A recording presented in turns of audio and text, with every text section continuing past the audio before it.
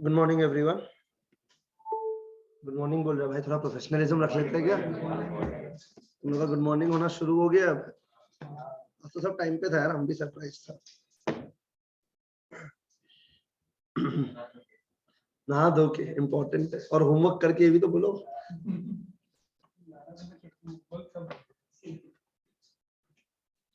तो I think north east students के लिए रजिस्ट्रेशन हट रहा है क्या? कब से वो अर्ली क्या है वो 75% ऑफ वाला क्या? तो एक जन का डाउट था कि फेल होने पे क्या वापस से 18,000 लगेगा क्या?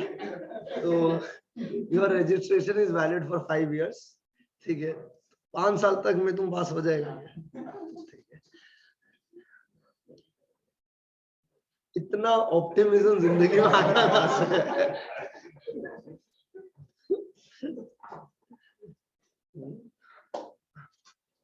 एक चीज before we start to put this into perspective, ठीक है, कि होमवर्क करना बहुत ज्यादा जरूरी है। To stay updated with the classes on a regular basis बहुत ज्यादा जरूरी है। ठीक है, तो जैसे I was talking to couple of students जो लोग बैंगलोर से मेरा क्लासेस कर रहे हैं, तो उन लोग अभी तक बाकी सब्जेक्ट शुरू नहीं किए। They have not still figured out कि उनको कहाँ से क्या करना है क्या नहीं करना है। तो हम कल उन लोगों को पुश किया कि start as early as you can, because जितना जल्दी आप शुरू करेगा अब उतना बेटर पोजीशन में फील करेगा, क्योंकि आप पहला दिन तो सेटल नहीं होता है ना। Will still take time 3-4 days to settle with what's going on, right. And अभी शायद घर पे सेल्फ स्टडी भी कम ही होता होगा, बिकॉज कुछ है नहीं सच करने के लिए। ठीक है, लेकिन ट्राई करो कि अभी कुछ नहीं है तो जितना भी हो रहा है उतना आप एटलीस्ट अपडेटेड रखो along with you whatever the classes are going on. जैसे लॉ आपका शुरू हो चुका है तो मेक श्योर कि आप लॉ घर पे पढ़ के ही नेक्स्ट क्लास आ रहा है ऑन अ रेगुलर बेसिस, क्योंकि आप जो कंसिस्टेंसी यहाँ से डेवलप करेगा वो आपके लिए बेनिफिशियल होगा आगे जाते जाते। ठीक है, चलिए शुरू करते हैं। आप लोग के ऊपर अभी प्रेशर थोड़ा कम लग रहा है क्या? हमको ऐसा फील हो रहा है ऑलरेडी। ठीक है, हम सोच रहे हैं कि हायर परचेज अभी दे देते हैं, रिडेम्पशन ऑफ डिबेंचर फिर होली के टाइम पे दे देगा। अभी थोड़ा प्रेशर हमको कम लग रहा है बेसिकली, तो we can do this two things simultaneously क्या? मतलब ये मेरा ओपिनियन है, अगर आप लोगों को प्रॉब्लम नहीं है तो।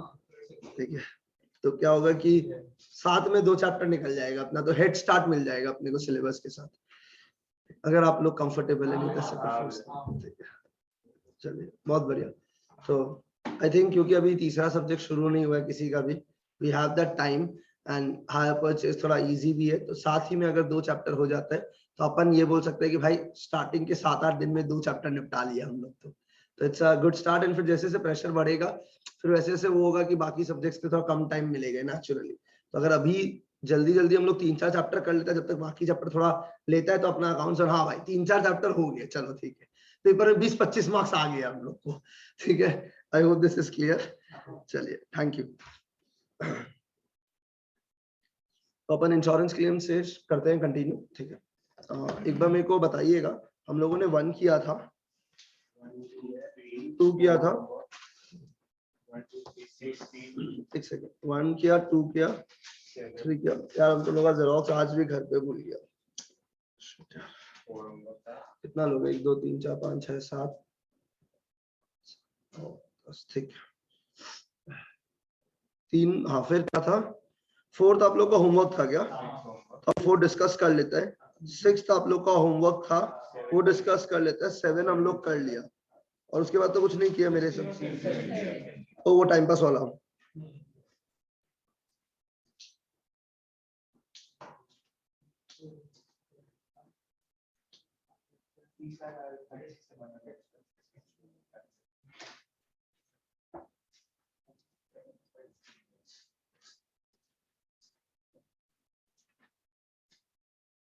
चलिए तो एक काम करते हैं, बिना टाइम वेस्टेज के मैं 4 बोर्ड पे सॉल्व कर देता हूँ। आप सीधा सीधा हम क्वेश्चन नहीं पढ़ेगा 4 का, चलेगा क्या? मेरे हिसाब से 4 में सीधा, अरे भाई इंटर वाले कहाँ स्नैप सब अभी थोड़ा दिन का चांदनी है, जी लो, 3 महीना बाद सब डिलीटेड ही मिलेगा। कल तक मेरा काम अपडेटेड हो जाना चाहिए। तो हम 4 का पहले क्वेश्चन तो हम लोग कल डिस्कस कर ही लिया था, तो हम सीधा एक बार आंसर करके दिखा देते हैं बोर्ड के ऊपर, तो अगर आप लोग चेक कर लो कुछ गड़बड़ हुआ है तो वैसे देख लेना। तो आप लोग बाकी लोग सब लोग होमवर्क किया है एक्सेप्ट वैभव एंड कुशल, मेरे हिसाब से सब लोग ने किया।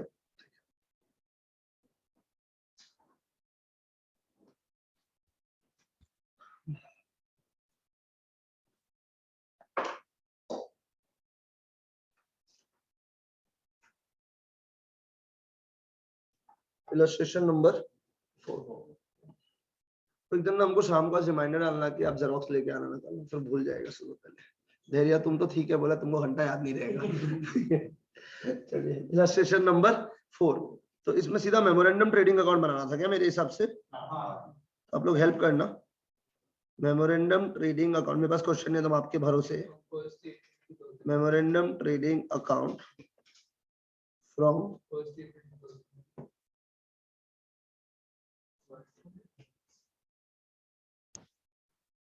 from 1/4/2009 to 2010/9, ठीक है। पर्टिकुलर रुपीस, पर्टिकुलर रुपीस चलेगा। अब इसमें सबसे पहले आप लोगों ने लिखा होगा टू ओपनिंग स्टॉक। क्या इसमें कोई एडजस्टमेंट था क्या? हाँ था। जो 2,16,000 लिखा हुआ है वो 10% लेस पे है, तो this will be divided by what? 90%। Perfect है। तो this will be coming to 2 lakh. कल पूरा डिस्कस किया हुआ था 10% लेस पे मतलब ये 90 पे है, 100 पे नहीं है। ऐसा ही किया गया आप लोग। टू परचेजेस में हम लोग कितना रुपया लिखेगा? अगर कितना इनर कॉलम, फिर हम लोगों ने कुछ गुड्स परचेज किया जिसका सामान गोडाउन में तो आ गया पर बिल नहीं आया। क्योंकि बिल नहीं आया तो हमने एंट्री पास नहीं किया। प्लस हम लोग कर देंगे कितना रुपया? अनरिकॉर्डेड परचेजेस बोल के।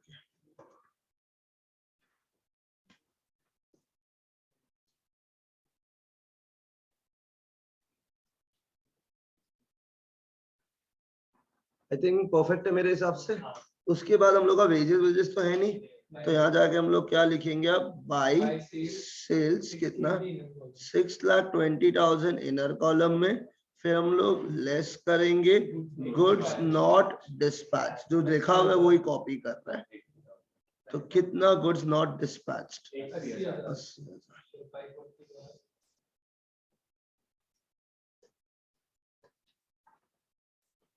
ठीक है। फिर हम लोग क्या निकाल सकते हैं? 2GP एट द रेट कितना परसेंट है अपना? 25% है।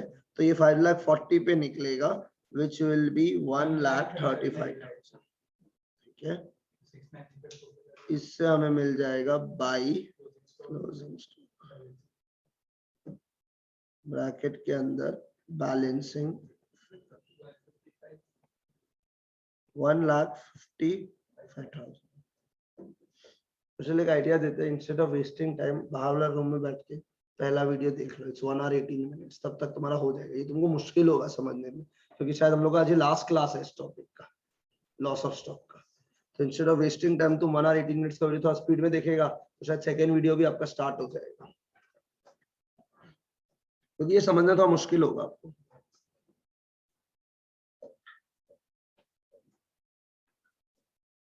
तो देखा हुआ है ना, हवा में तो बात नहीं कर रहे ना, इंटर है, हवा वाला बात नहीं करना है, जमीन पे। ठीक है, बहुत बढ़िया।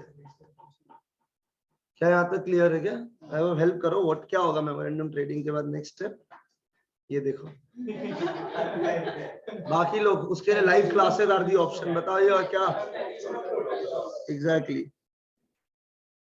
तो रिकॉर्डिंग खाली देखने से नहीं होता है, वो आना भी पड़ेगा। वही इन लोग को तो नहीं हो रहा किसी को।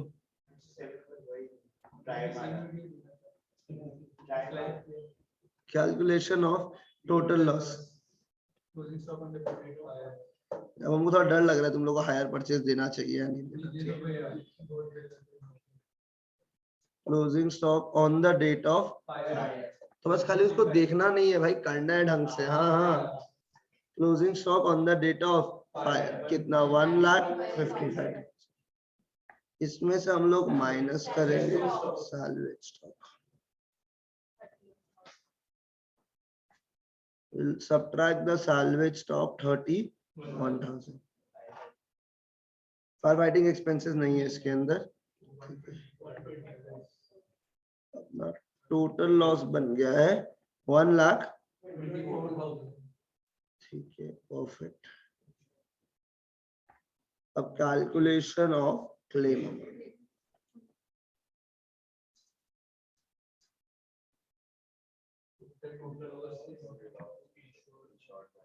टोटल लॉस फॉर्मूला नहीं लिखेगा, सीधा लिख देगा अपन 1,24,000 into what is the insured amount 1 lakh, जबकि स्टॉक कितना का था 1,50,000।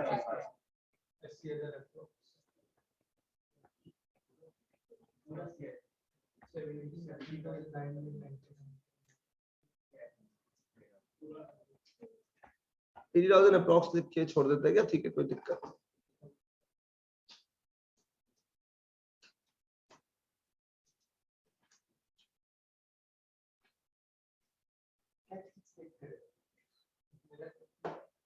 चलिए अब इट्स ओके, कोई दिक्कत नहीं है, एक पैसा में कोई कुछ नहीं बोल रहा आपको। क्या यहाँ तक क्लियर है क्या?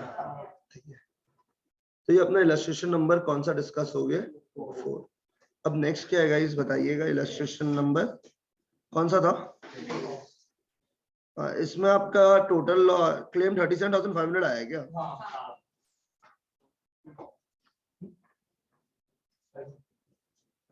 तो मेमोरेंडम ट्रेडिंग अकाउंट, इस क्वेश्चन पढ़ा हुआ है, तुम नहीं पढ़ रहे।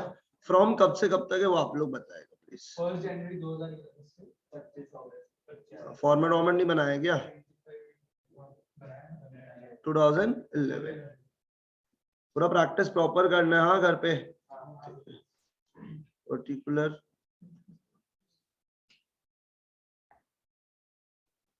सबसे पहले हम लोग क्या लिखेंगे? To opening stock. ठीक है, टू परचेजेस इनर कॉलम में हम लोग लिखेंगे 85,000, इसमें से माइनस करेंगे ड्राइंग्स। कितना रुपया का ड्राइंग्स था? 5,000। ये तो इजी था सम यार, एकदम कुछ नहीं था इसके अंदर।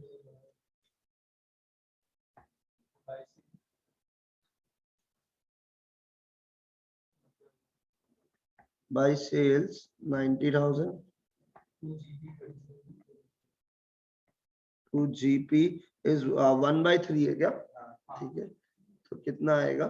30,000 बाय क्लोजिंग स्टॉक 60,000।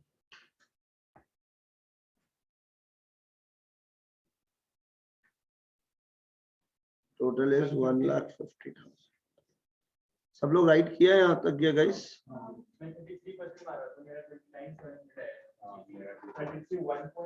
33 1/3% है, तो 1/3 मारो सीधा, पॉइंट ज्यादा लो। अगर 29,000 कितना आया? That's okay, but 33 1/3% is always 1/3। हाँ, सीधा सीधी मत लगाओ। उसके बाद कैलकुलेशन ऑफ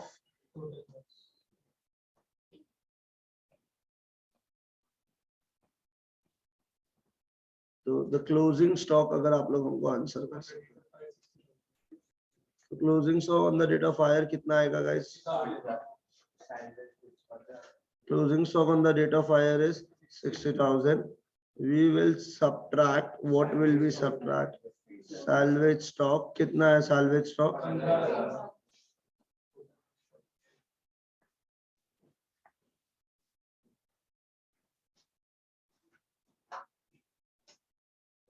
तो अपना टोटल लॉस कितना आ रहा है? 45,000। आपका भी यही आया क्या? अमाउंट ऑफ, तुम लोग का 300 रुपए का गैप चल रहा होगा शायद। Amount of claim is equal to 45,000। The answer will be 37,000। तुम लोगों का कितना है?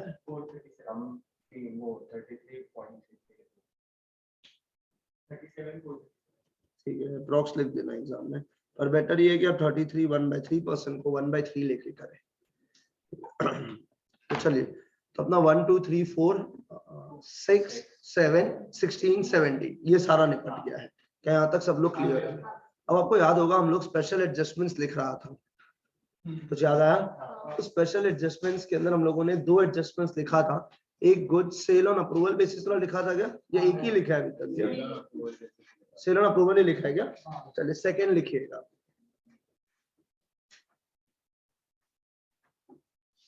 तो go back to special adjustments.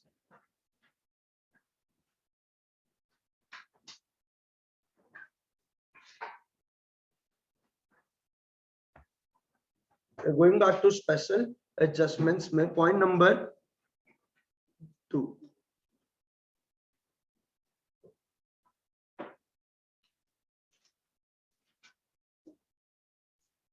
when the goods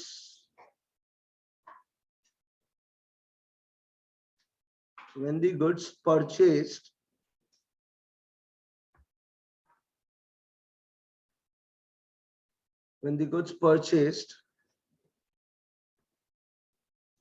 are included in our stock, when the goods purchased are included in our stock, when the goods purchased are included in our stock dash, no entry has been passed as the invoice is not yet received। अभी जो हम लोग किया था ये वही था, याद है? लास्ट क्लास में था कि हमें लिखवाएगा पहले। तो इसका मतलब समझा आप लोग कि गुड्स जो परचेज किया था मेरा स्टॉक के अंदर इंक्लूडेड है, पर हम लोगों ने कोई एंट्री पास नहीं किया अभी तक, because as the invoice is not yet received. So when the goods purchased are included in our stock, no entry has been passed as the invoice is not yet received dash, it will be treated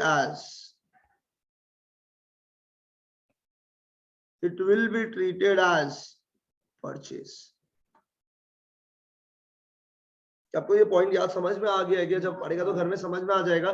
goods purchase हुआ, stock के अंदर है, invoice नहीं हुआ है, तो हम लोगों ने एंट्री पास नहीं किया dash, it will be treated as purchase, pass the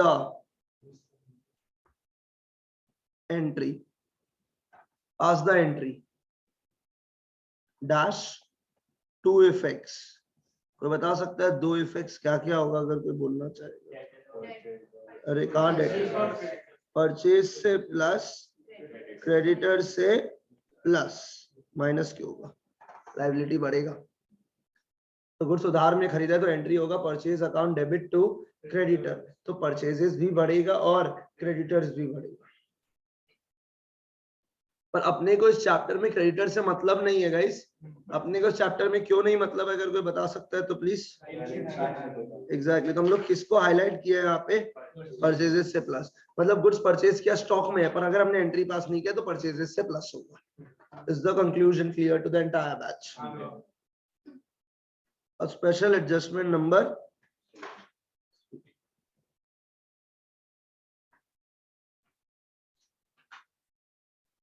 when the entry for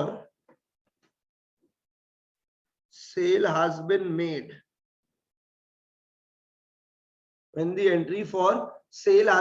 समझो हम लोग क्या चीज का एंट्री पास कर दिया है? सेल का। but the goods have not been dispatched, when the entry for sale has been made but the goods have not been dispatched, तो हमने सेल का एंट्री पास कर दिया है पर गुड्स डिस्पैच नहीं हुए, तो when the entry for sale has been made but the goods have not been dispatched dash, reverse the entry। याद है? क्योंकि the risk and the reward has not yet been transferred, वो हम नहीं लिखवाएगा। ठीक है, तो रिवर्स द एंट्री डैश, कितना इफेक्ट्स देगा यहाँ पे? 2 इफेक्ट्स। क्या क्या 2 इफेक्ट्स देगा? लिखता है इस बार, माइनस डेटर से भी माइनस, और अपन हाईलाइट करेगा किसको? सेल। क्योंकि इस चैप्टर में अपने को बैलेंस शीट नहीं बनाना है, तो डेटर से कोई भी लेना देना नहीं है। गाइस जब गुड्स हम लोग सेंट ऑन अप्रूवल बेसिस भेजता है, रिवाइज करवा रहा है, जब हम लोग गुड्स अप्रूवल बेसिस पे भेजता है तो जो गुड्स अप्रूव हो गया है उसको कुछ भी करने का जरूरत नहीं है, पर जो अप्रूव नहीं हुआ है उसको सेल से माइनस कीजिए और उसको अलग से ट्रेडिंग में लिखिए as a part of your stock. पर याद रखना वो मेरा गोडाउन में नहीं है, तो वो क्लोजिंग स्टॉक का लॉस के टाइम पे वो नहीं आएगा क्योंकि मेरा गोडाउन के अंदर क्या है। तीनों एडजस्टमेंट क्लियर है। एक चौथा लिखवा देते हैं, पहले समझ लीजिए। मैंने अपना कुछ गुड्स कंसाइनमेंट बेसिस पे भेजा है, कुछ याद आ रहा होगा, तो मैं कौन हूं, दूसरा पार्टी कौन है, कंसाइनी के गोडाउन में जो सामान पड़ा हुआ है वो किसका गुड्स है, कंसाइनर का, तो मेरा ट्रेडिंग अकाउंट में आएगा goods by goods lying with what, consignee, by goods lying with consignee. ये तो सेल वेल माना ही नहीं था ना, क्या यहाँ तक क्लियर है। By goods lying with consignee will be at cost, will be at what value. पर आप जब टोटल लॉस निकालोगे तो ये क्लोजिंग स्टॉक का पार्ट नहीं माना जाएगा क्योंकि ये आपके गोडाउन में नहीं है, आपके गोडाउन में लगा है। समझ आ गया। तो देखो भाई लोग, sale of goods on approval और रिटर्न बेसिस में जो गुड्स अप्रूव नहीं होता है और जो गुड्स कंसाइनी के पास पड़ा हुआ, दोनों का सेम ट्रीटमेंट है। बस ये प्रॉब्लम है कि sale of goods on approval basis में जो अप्रूव नहीं हुआ उसको सेल से भी माइनस करना है। नहीं समझा आप लोग। बाकी दोनों को ट्रेडिंग में लिखना है, by goods sent on approval basis not yet approved, और दूसरा लगा by stock lying with what, consignee. फिर आप अलग से क्या निकालेगा, बाय क्लोजिंग स्टॉक, और ये क्लोजिंग स्टॉक से टोटल लॉस निकाला जाएगा। क्या ये क्लियर है? से I am not a teacher which can draw a format and tell you कि ट्रेडिंग का ये फॉर्मेट लर्न कर लो, ये नहीं हो सकता। ठीक है, ज्यादा हो जाएगा कुछ। वैसे इमेजिन कर लेते हैं एक बार आपके कन्वीनियंस के लिए, 2 opening stock, 2 purchases, 2 direct expenses, by sale. अब नीचे दो और चीज आ सकता है, by goods sent on approval basis not yet approved, by goods lying with consign, क्योंकि दोनों मेरा स्टॉक है। फिर आप बैलेंसिंग फिगर क्या निकालोगे, और यही क्लोजिंग स्टॉक से आप टोटल लॉस निकालोगे कि बाकी दोनों आपका स्टॉक है पर वो आपके गोडाउन में नहीं है, तो आपके गोडाउन पे आग लगने पे उस पे कोई भी डैमेज नहीं होगा।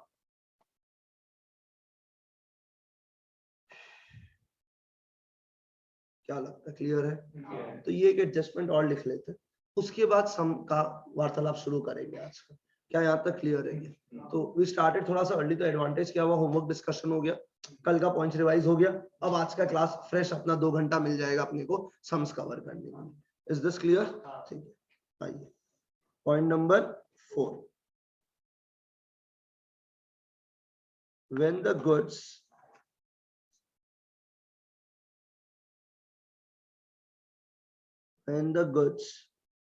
are sent on consignment,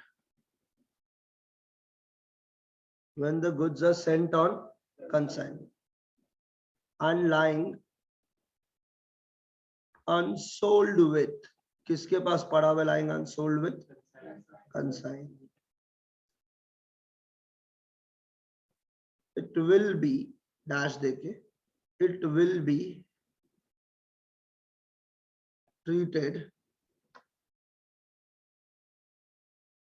it will be treated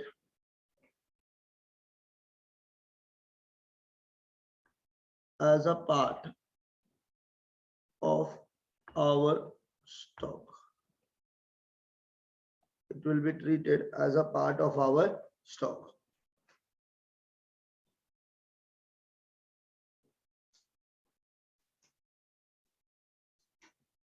When the goods are sent on consignment and are lying unsold with consignee, it will be treated as a part of our stock dash देके value at what, very important, ये गलती मत करना, value it at what, cost, ये habit बहुत important है।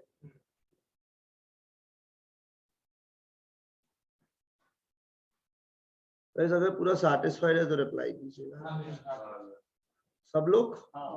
तो वापस बोलना है या क्लियर हो गया 100%? विदाउट कोई दिक्कत, सब समझ आ गया है पूरा? आप लोग सबसे बात कर रहे हैं यहाँ पे, क्या सब सैटिस्फाइड है इस पूरे चीज से? कोई क्वेश्चन यहाँ तक? पक्का? अब सीधा आज का एक सम से शुरू करते हैं क्लास को, ठीक है?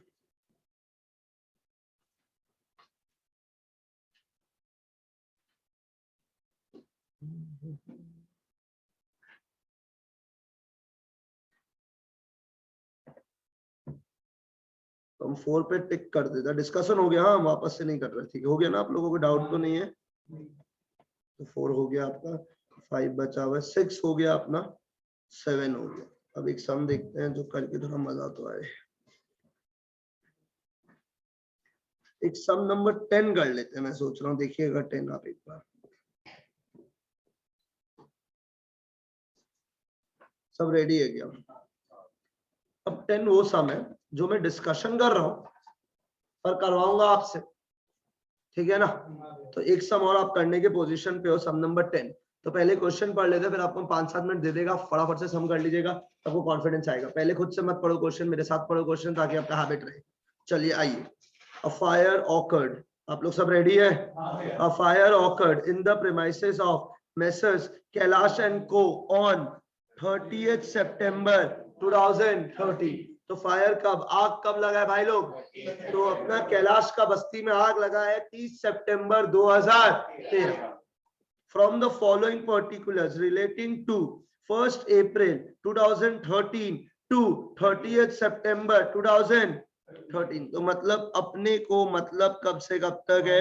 1/4/13 से 30th September 2013। मतलब इस टाइम का क्या बनने वाला है? Memorandum trading account. यस या नो? आंसर नहीं आया। You are required to ascertain the amount of claim to be filed with the insurance company for the loss of stock. The company has taken an insurance policy for कितना रुपया? 75,000. The average clause है the value of goods salvage was कितना रुपया? 27,000. The average rate of GP is 20%. Obviously 20% किसके ऊपर लगेगा? Sales. बहुत बढ़िया। अब देखो क्या क्या दिया हुआ, आपसे हो जाएगा एकदम आराम से। ओपनिंग स्टॉक कितना दिया हुआ है? 1,20,000 को दिक्कत? परचेजेस कितना है? फिर वेजेस पेड बोला including wages for the installation of machinery. Wages से 5,000 माइनस, नहीं समझा गया? फिर goods taken by the proprietor, goods taken by the proprietor sale value पे है, दिमाग लगा लो, सेल वैल्यू पे, कॉस्ट पे लाना है, मतलब 20% माइनस हो जाएगा। तो प्रोप्राइटर लेके गया, इसका एंट्री अगर कोई हमको बता सकता है तो प्लीज। तो ड्राइंग से माइनस, परचेजेस से माइनस, अपने को खाली किससे माइनस करना है? Purchases. Next cost of goods send, इसको हाईलाइट कर देते पहले, ये क्या वैल्यू पे? सेल। पर ये किस पे है? कॉस्ट। तो cost of goods send to consign, मतलब अपन कौन? Consignor. Lying unsold with them कितना रुपया का? तो ये 18,000 किसका? अपना। ठीक है, तो ट्रेडिंग में अलग से आएगा by goods lying with consign, बस। दूसरा इफेक्ट बैलेंस शीट में होगा, वो अपने को बनाने का जरूरत नहीं। नेक्स्ट फ्री सैंपल डिस्ट्रीब्यूटेड, क्या करेगा इसको? अब ये ऑलरेडी कॉस्ट पे है, तो परचेजेस से इस बार दो चीज माइनस होने वाला है। ड्राइंग्स याद रखना सेल वैल्यू पे है तो उसका कॉस्ट माइनस किया जाएगा, एंड जो फ्री सैंपल है वो कॉस्ट पे ही है, वो माइनस किया जाएगा। फ्री सैंपल का एंट्री होता है एडवर्टीजमेंट टू परचेज, तो एडवर्टीजमेंट तो पीएनएल में जाएगा, उससे मतलब नहीं, और ये परचेजेस से माइनस। नहीं समझा आप लोग? तो एक बार ट्रेडिंग अकाउंट ओरली बोल लेते हैं। To opening stock, to purchases से दो चीज माइनस, टू वेजेस में से एक चीज minus, by sales, by goods lying with consignee, by closing stock missing figure आएगा, पहले क्या लिख देगा? जीपी। अब बता क्या लगता है? ठीक है, ये जो है ना, क्या बोलते हैं, goods taken by the proprietor, जो क्या वैल्यू पे? Sales value. इसको क्या चीज पे लाना पड़ेगा? कॉस्ट। तो क्या आप ये सम कर सकता है? तो लगे हाथ हमारा कौन सा नंबर भी निपट रहा है। खुद से करेगा ना आप लोग पूरा? करिए।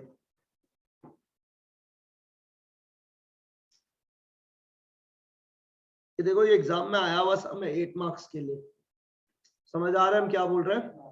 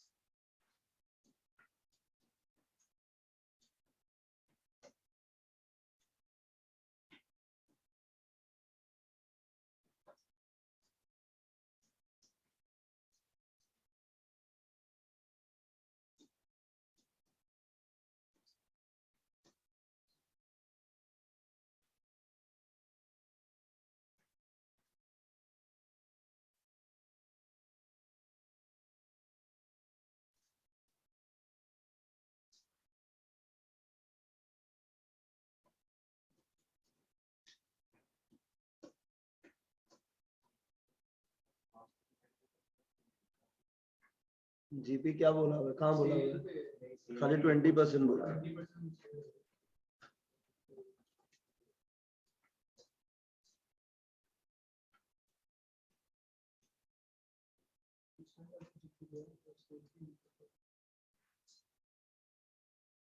अगर क्वेश्चन सारे तो GP will always be on sales.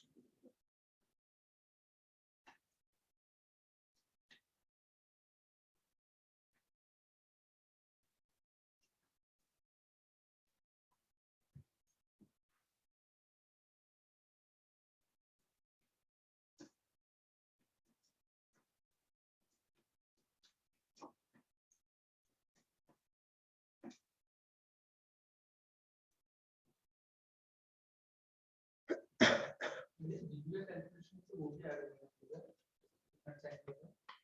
क्या कंसाइनिंग वाला ऐड करके फिर उस पे 20% नहीं, नॉर्मल सेल्स पे, नॉर्मल सेल्स पे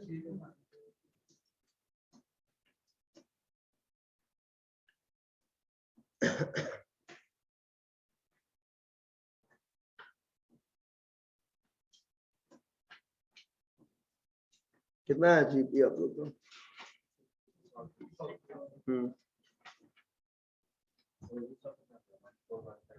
हाँ, अब कंसाइनिंग वाला पे जीपी क्यों कैलकुलेट करेगा? GP is what the goods you are selling. Consignment पे तो जीपी का परसेंटेज वो नहीं लगेगा ना। हमको क्या था कि कंसाइनिंग को किस रेट पे गुड्स भेजा है, और कंसाइनिंग का प्रॉफिट हम लोग अलग से निकालते हैं bye preparing a consignment account, और उस कंसाइनमेंट का जो प्रॉफिट आता था वो डायरेक्टली हम लोग ट्रांसफर करता था। तो कंसाइनमेंट का धंधा में जीपी कैलकुलेशन नहीं होता, उसका खुद का प्रॉफिट लॉस आता है ना। तभी तो एक चैप्टर है पूरा कंसाइनमेंट अकाउंट बोल के कि इस धंधा से मेरा क्या प्रॉफिट क्या लॉस हुआ।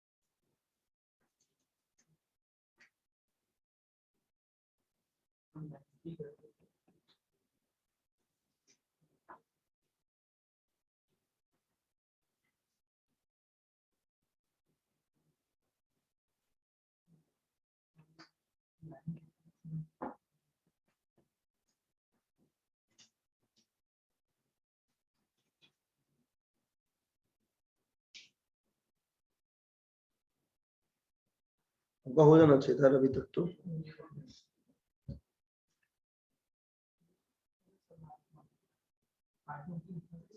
और कितना आएगा भाई?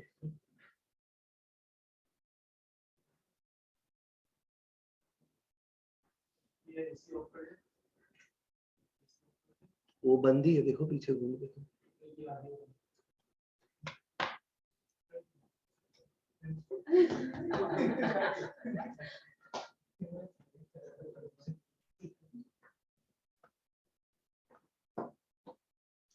चलो हो जाना चाहिए था, हम वेट कर रहे थे तब से आप लोग का। हो गया क्या यार? यार क्या कर रहे तुम? छोड़ दो पढ़ाई, इसके लिए बोलते हैं कि क्लासेस करो अच्छा से। हाँ, सबसे पहले क्या बनाया आप लोग बताओ फटाफट से।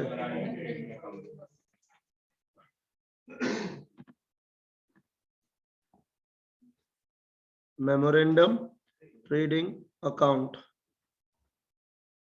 From 1413 to 3913 particular rupees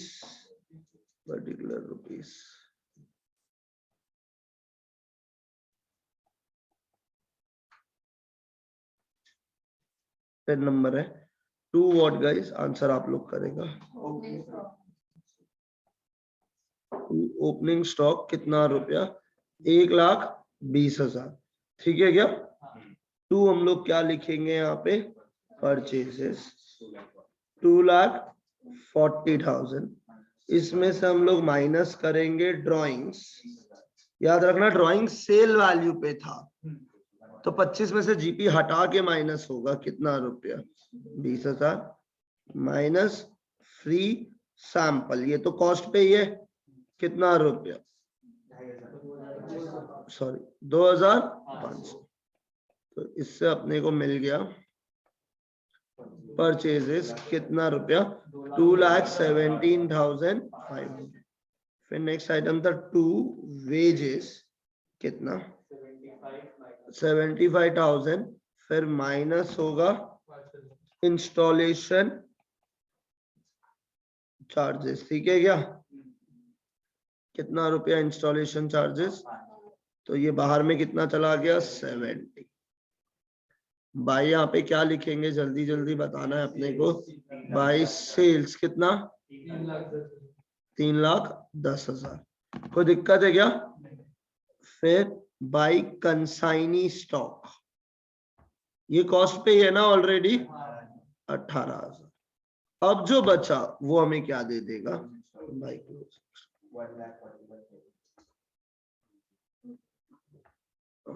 L2GP लिख लेते हैं, 2GP एट द रेट 20% पे निकलेगा डायरेक्टली, कुछ नहीं बोला, it is always calculated on sales, तो कितना आएगा 62,000, द टोटल बिकम्स 469,500। तो closing stock will appear as our balancing figure 141,500।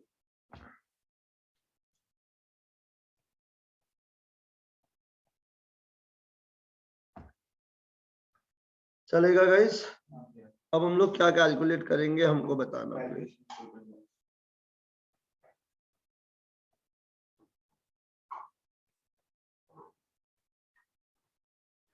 तो कैलकुलेशन ऑफ टोटल लॉस के अंदर सबसे पहले क्या करेंगे, क्लोजिंग स्टॉक बताइए, what is the closing stock on the date of fire, 141,500।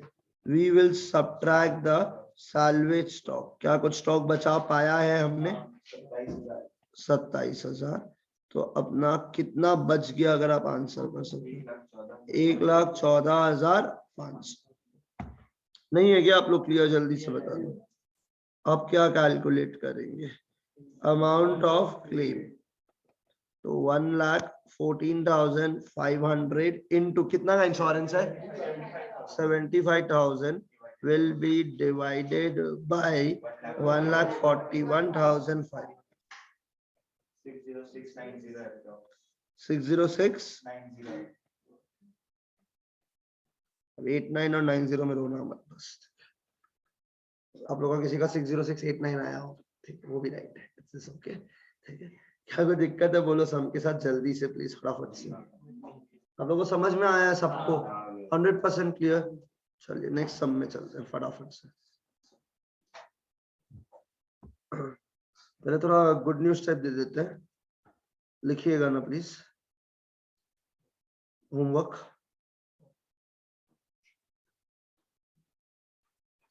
I know घर में अभी करने के लिए कुछ नहीं है, तो पूरा यूटिलाइजेशन करवाएंगे हम आपके टाइम का।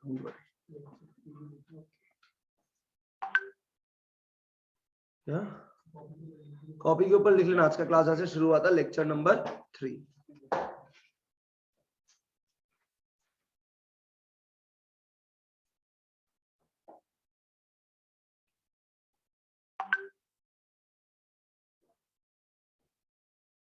$18 number is your homework. 18 is your homework. 21 homework. 18 homework, 21 homework. 22 is your homework. 23 is your homework. 21, 22, 23, 18 is your homework. चलेगा गाइस? अभी और बढ़ जाएगा, कोई दिक्कत नहीं।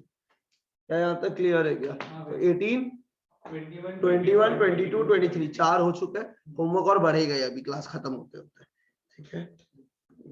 होमवर्क जरूरी क्यों है? प्रैक्टिस, जितना प्रैक्टिस करेगा उतना आपका कॉन्फिडेंस और स्पीड बढ़ेगा।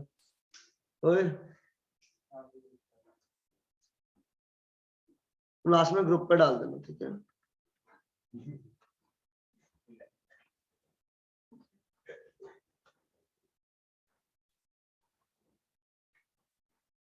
आइए एक बार 11 कर लेते हैं फटाफट से। तो मैं क्या कर रहा हूँ, वो जो नॉर्मल एबनॉर्मल वाला है ना, वो मैंने टारगेट रखा है लास्ट का 1 आवर के लिए। उसके पहले जो बाकी सम से सारा निपटा देते, तो जो बचेगा लॉस ऑफ स्टॉक में खाली नॉर्मल एबनॉर्मल बचेगा। I hope this is clear to everyone, ठीक है। तो 11 नंबर हम लोग साथ में मिलके देख रहे हैं। सम इंपॉर्टेंट है and I want you guys to concentrate. क्या सब रेडी है क्या? Full energy? चलिए आइए। On 29th August 2012 the godown of a trader caught fire. तो 29th August 2012 गोडाउन में आग लगा and large part of the stock of goods was destroyed. ये डेट इंपॉर्टेंट है, is this clear? ठीक है। However, goods costing 108 could be what? Salvage. And incurring firefighting expenses amounting to कितना रुपया? 4700। क्या यहाँ तक का सम सबको क्लियर है क्या? तो फायर फाइटिंग एक्सपेंसेस भी है और सैल्वेज स्टॉक भी है। Is this okay for my entire batch? क्या किसी को कोई दिक्कत? अब इंटरेस्टिंग है sir. Cost of stock on 1st April 2011, ये पिछले साल का ओपनिंग स्टॉक है। अपना साल का ओपनिंग स्टॉक 1st April 2012 होता। डेट्स क्लियर रखना है। तो ये 1st April 2011 का बोला है, मतलब ये लास्ट ईयर का ओपनिंग स्टॉक है। एक number clear. Next, cost of stock on 31st March 2012, ये लास्ट ईयर का क्लोजिंग स्टॉक है और इस साल का ओपनिंग स्टॉक है। नहीं समझा? Purchase during the year ended 31st March 2012, तो ये कब का परचेजेस है? पिछले साल का परचेजेस है। फिर इन्होंने परचेजेस दिए from 1st April 2012 to the date of fire, तो ये इस साल वाला परचेजेस है। Okay. Cost of goods distributed as free sample for advertising from 1st April 2012, तो ये इस साल का परचेजेस से माइनस होगा। Next, cost of goods withdrawn by the trader for personal use, क्या है ये? इस साल से परचेजेस से माइनस होगा। इस साल का परचेजेस से, तो इस साल का परचेजेस से दो चीज माइनस होगा, एक फ्री सैंपल और एक drawings. Next, sale for the year ended 31st March 2012, तो ये सेल्स है। कब का सेल्स है? लास्ट ईयर का सेल्स है। फिर बोला sales from 1st April 2012 to the date of fire, मतलब इस सब में दो चीजों का डेटा है, एक लास्ट ईयर और एक इस साल। आगे बढ़ते हैं। The insurance company also admitted fire fighting expense, तो करना ही पड़ेगा ना, कंबल उम्बल का खर्चा तो वही लेगा। आगे बढ़ते हैं। The trader had taken the fire insurance policy of कितना रुपया? with an average loss. Calculate the amount of claim that will be admitted by the insurance company. फिर से ये कितना मार्क्स का सम है अपना? 8 मार्क्स। अब माहौल बनाने के लिए स्टेप्स याद करना जरूरी है, ठीक है। तो चुनो मुन्नो लोग स्टेप्स बोलते हैं, बताइए स्टेप नंबर 1। सुनाई नहीं दिया यार। Calculation of GP ratio by preparing the trading account of the last year. अभी तक जितने सम के थे सब में जीपी दिया हुआ है, पर इस बार जीपी दिया नहीं, अपने को बनाना पड़ेगा trading account from 1 April 2011 to 31 March 2012। Trading बना के we will calculate GP ratio. उसका जीपी का अमाउंट आएगा, फिर रेशियो निकालेंगे। नेक्स्ट, एडजस्टेड करने का जरूरत ही नहीं, जीपी को कुछ एडजस्टमेंट है का, ठीक है। Then will prepare a memorandum trading account from 1 April 2012 till the date of fire to calculate the closing stock on the date of fire। फिर टोटल लॉस निकालने के लिए सैल्वेज स्टॉक माइनस होगा, फायर फाइटिंग एक्सपेंस प्लस होगा। Perfect हो गया। फिर last step में अमाउंट ऑफ क्लेम निकालेगा। खत्म। अब बताओ क्या लगता है, क्लियर है क्या? तो एक साथ करेंगे सम को। शुरू करें इसी नोट पे। चलिए, इलस्ट्रेशन नंबर कौन से हम लोग कर रहे हैं? गाइस यार एक चीज बताना, आप लोगों को थोड़ा फास्ट तो नहीं लग रहा है ना? कंट्रोल में स्पीड एकदम आराम से समझ आ रहा है सब कुछ? बहुत बढ़िया। इलस्ट्रेशन नंबर 11 में हम लोग सबसे पहले पता है क्या लिखेंगे? Working note number 1, calculation of gross profit. पहले तो ग्रॉस प्रॉफिट निकाल रहे हैं ना, रेशियो उसके बाद निकलेगा। तो कैलकुलेशन ऑफ ग्रॉस प्रॉफिट, तो इसके लिए हम क्या बनाने वाले हैं? Trading account for the year ended लिख देगा इस बार तो, क्योंकि पूरा साल का बन रहा है। तो फॉर द ईयर एंडेड आप बता देंगे प्लीज जल्दी से, 31 मार्च 2012।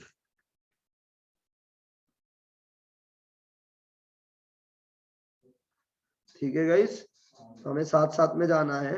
अब ट्रेडिंग अकाउंट के अंदर पर्टिकुलर रुपीस, डेबिट क्रेडिट लिख देना आप लोग फॉर्मेट बनाने के लिए, हैबिट रह जाएगा। पर्टिकुलर रुपीस क्या चीज, कैसे साथ में कैसे बना सकते? दो अलग अलग टाइम पीरियड क्या है भाई? नहीं नहीं नहीं, पहले पूरा ट्रेडिंग बनेगा, स्टेप वाइज करेगा, कंटिन्यूएशन नहीं है ना सम का। 2 व्हाट गाइस, सबसे पहले ये आंसर। बहुत बढ़िया। तो 2 ओपनिंग स्टॉक कितना है अगर आप ये बता सकते हैं? ठीक है।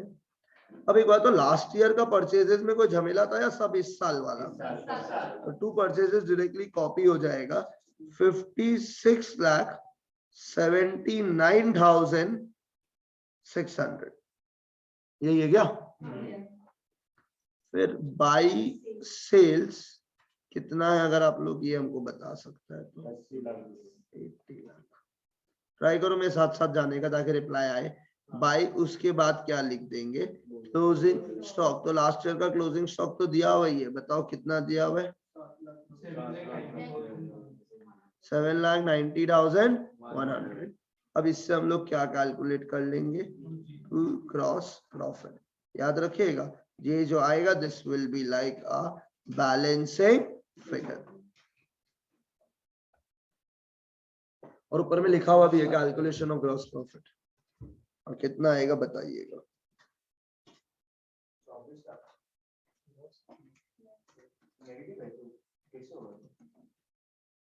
तो to gross profit 24 lakhs. Total is 87,90,100.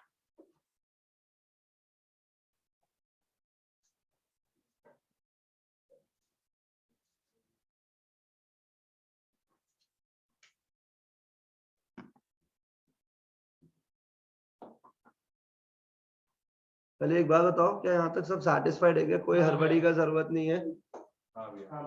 एक सेकंड बताइए, आप लोग सब लोग आगे नहीं बढ़ना है खुद से, क्या यहाँ तक सब क्लियर है क्या? अब हम लोग क्या कैलकुलेट करेंगे? तो working note number 2, calculation of GP gross profit ratio. Calculation of gross profit ratio. तो देयरफॉर लिखेंगे हम लोग, बताना कैसे निकालेंगे। Gross profit ratio is equal to 24 lakh divided by what 80 lakh, याद रखना आप सेल्स पे ही निकाल रहे हैं, हाँ, इनटू व्हाट 100, तो it is 30% on what sales. Perfect. अब ये 30% था तो इस बार 1/3 मत ले लेना, हाँ, दिमाग चला के रखो, ठीक है। तो अपना ये जो स्टेप इस बार किया है ये पहली बार किया है, और ये कोई रॉकेट साइंस नहीं था मेरे हिसाब से किसी भी स्टूडेंट के लिए। Is this okay guys? I need an answer from you guys. क्या ये क्लियर है क्या? अब हम लोग क्या कैलकुलेट करेंगे ये बताएगा। तो calculation of on the date of fire, this will be your working note number 3। अगर आपको कंफ्यूजन हो ना तो आप वर्किंग नोट 3 की जगह स्टेप 1, स्टेप 2, स्टेप 3 ये लिख के भी आ सकता है एग्जाम में। डाउट लग रहा है ना कब कौन सा वर्किंग नोट लिखे सकते, स्टेप 1, स्टेप 2, स्टेप 3 वो ज्यादा बेटर है मेरे हिसाब से। Calculate of closing stock on the date of fire, तो हम लोग क्या बनाएंगे ये बताइएगा गाइस। चलो आप लोग का एनर्जी डाउन हो गया, ऐसे नहीं होगा आज का क्लास में, जल्दी जल्दी बताओ। मेमोरेंडम ट्रेडिंग अकाउंट फ्रॉम कब से कब तक? 1/4/2012 to 29th August, particular rupees, particular rupees. आप लोगों को सम तो समझ में आ रहा है ना, कोई दिक्कत तो नहीं हो रहा सम में?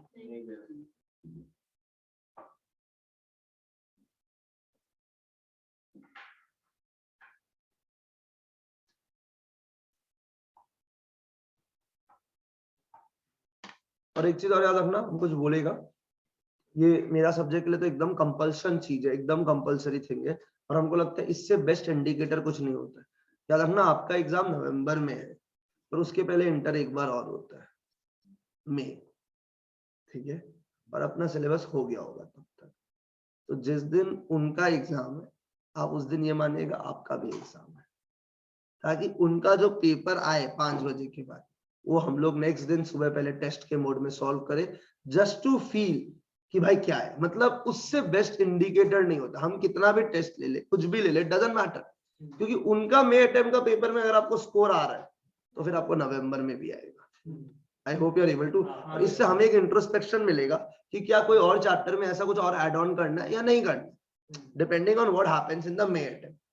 तो एटलीस्ट ट्राई करना कि अकाउंट्स में तो ये करना ही करना है, और एक ही पूरा रिवीजन भी हो जाएगा सिलेबस का इसी बहाने। तो I think this is one thing which I would personally, आपको भी कॉन्फिडेंस आएगा। सोचो ना अगर वो मई वाला पेपर आपको आता है तो यू फील कि भाई चलो यार ठीक है, मतलब I am confident about one paper of May. तो ये एक सजेशन हम अपने साइड से दे रहे हैं अपना पेपर के लिए। आप अगर कोई और पेपर है, मान लो लॉ हो गया आपका, अब वो भी करना है तो वो आपके ऊपर होगा। तो इससे क्या होता है ना, थोड़ा सा आपका कॉन्फिडेंस बढ़ेगा at the end of the day. ये मेरा सजेशन है, पर मेरा में सजेशन नहीं, मेरा में तो ऑर्डर है, ठीक है। आप अपना लॉ वाला में देख लीजिएगा, ठीक है। Calculation of what? Closing stock on the date of fire. तो सबसे पहले क्या लिखेंगे ये बताइए। अगर आप रिप्लाई कर सकते हो तो it shall be great. 7,90,100। To next item बताइएगा, बताइएगा परचेजेस कितना है? 33,10,700। इसमें से हम लोग माइनस करेंगे सबसे पहले फ्री सैंपल। कितना है फ्री सैंपल? फिर क्या माइनस करेंगे? ड्राइंग्स। दोनों का कॉस्ट ही दिया हुआ है तो कोई नौटंकी नहीं हुआ। कितना रुपया का? 2,000। एक जन आपको पूरा बढ़िया से समझ आ गया होगा यार ये सब तो। चलिए बहुत बढ़िया। कितना आएगा बताइएगा जल्दी से प्लीज।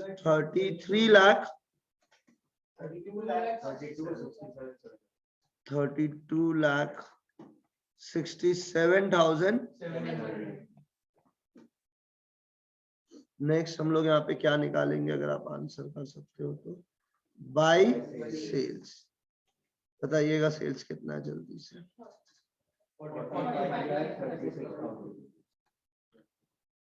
Bye sales 45,36,000। अब हम लोग क्या कैलकुलेट कर सकते हैं? टू ग्रॉस प्रॉफिट कितना परसेंट पे गाइस? 30%। 30% 45,36,000 पे लग जाएगा सीधा सीधा। 13,60,800। अब हम लोग क्या निकाल सकते हैं? By closing stock, and this closing stock will be a balancing figure.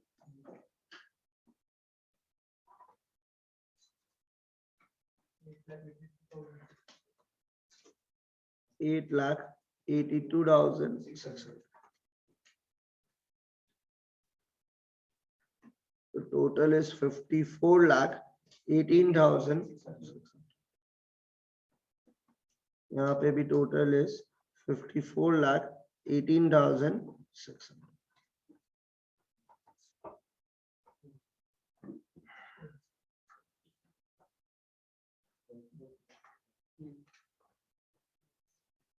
अब हम लोग क्या बनाएंगे बताइएगा जल्दी से। गाइस जब तक तो याद हो जाना चाहिए था। कैलकुलेशन ऑफ टोटल लॉस, बहुत बढ़िया। इसका चार्ट बनाएंगे फटाफट से। बताइए क्या लिखेंगे? Closing stock on the date of fire. बताइए closing stock on the date of fire कितना है? 8,82,000। 8,82,600 चलेगा। फिर क्लोजिंग स्टॉक के बाद बताओ, फटाफट से बताओ।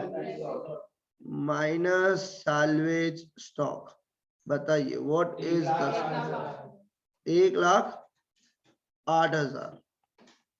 एंड हम लोग क्या प्लस कर देंगे ये बता दो।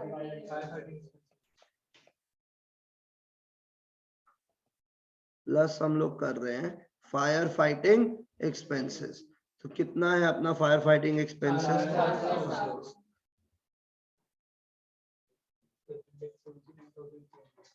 तो the total loss will be 7,79,300.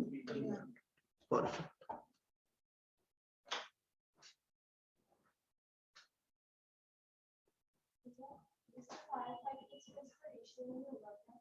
अभी तो हम लोग खाली टोटल लॉस निकाल रहे हैं। ये मेरा टोटल लॉस हुआ। फिर आप जब प्रोपोर्शनेटली निकालेगा तो सीधा इसी को प्रोपोर्शनेटली कर दिया ना। तो हम सैल्वेज को अलग से नहीं करेगा, फायर फाइटिंग को नहीं करेगा। अब वो भी कर सकता था। फिर आप तो तीनों को प्रोपोर्शनेटली करो या फिर सीधा टोटल को प्रोपोर्शनेटली कर दो, बात एक बराबर है। अब सैल्वेज को प्रोपोर्शनेट किया या नहीं किया था? चलेगा गाइस। अब बताइए लास्ट क्या निकालना है हम लोग को?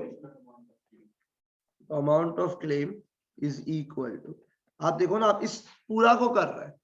अच्छा अगर आप ये पूरा को कर रहे हैं तो ऑटोमेटिकली तीनों प्रोपोर्शनेट हो गया ना। तो 7,79,300 इनटू, बताइए कितना का लिया हुआ इंश्योरेंस?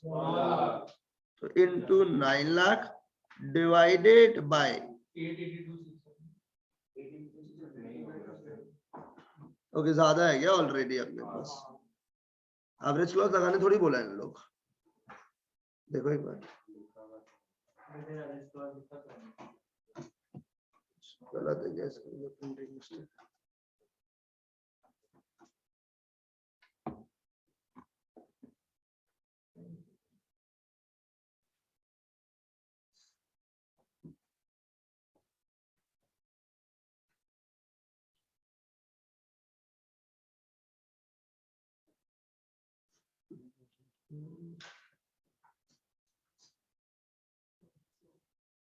कितना? 9 लाख का पॉलिसी और अपना क्लोजिंग स्टॉक कितना आ रहा है इसमें? लिख दो फिर। Since the policy amount is for rupees कितना? 9 lakh. Since the policy amount is for rupees 9 lakh. ये कौन सा नंबर देखो बताना ना इसका। क्वेश्चन एक बार रीचेक भी कर लेगा कि कोई टाइप प्रिंटिंग मिस्टेक तो नहीं है ना अपने एंड से। सम नंबर बांटेगा ही नहीं ना, क्यों बांटेगा? आपका इंश्योरेंस क्लेम ऑलरेडी ज्यादा है। जितना क्लोजिंग स्टॉक आपने ज्यादा का इंश्योरेंस है, तब क्या दिक्कत है? हम एक पॉइंट लिखवाया था, अगर आपको याद होगा कि एवरेज क्लॉज तो तब एप्लीकेबल होगा जब आप इंश्योरेंस क्लेम कम के लिए लेगा ना। अब तो आप इंश्योरेंस क्लेम क्लोजिंग स्टॉक से ज्यादा के लिए ले रहे हैं। आपका क्लोजिंग स्टॉक क्या है? 882,600, but you are taking an insurance for कितना रुपया? तो आप तो क्लोजिंग स्टॉक से ज्यादा का इंश्योरेंस लिए। Since the policy amount is for rupees 9 lakh and the closing stock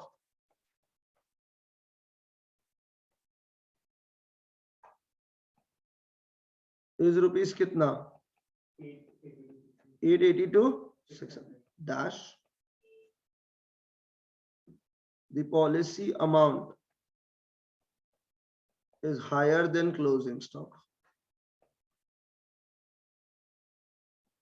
The policy amount is higher than what? Closing stock. Dash the claim amount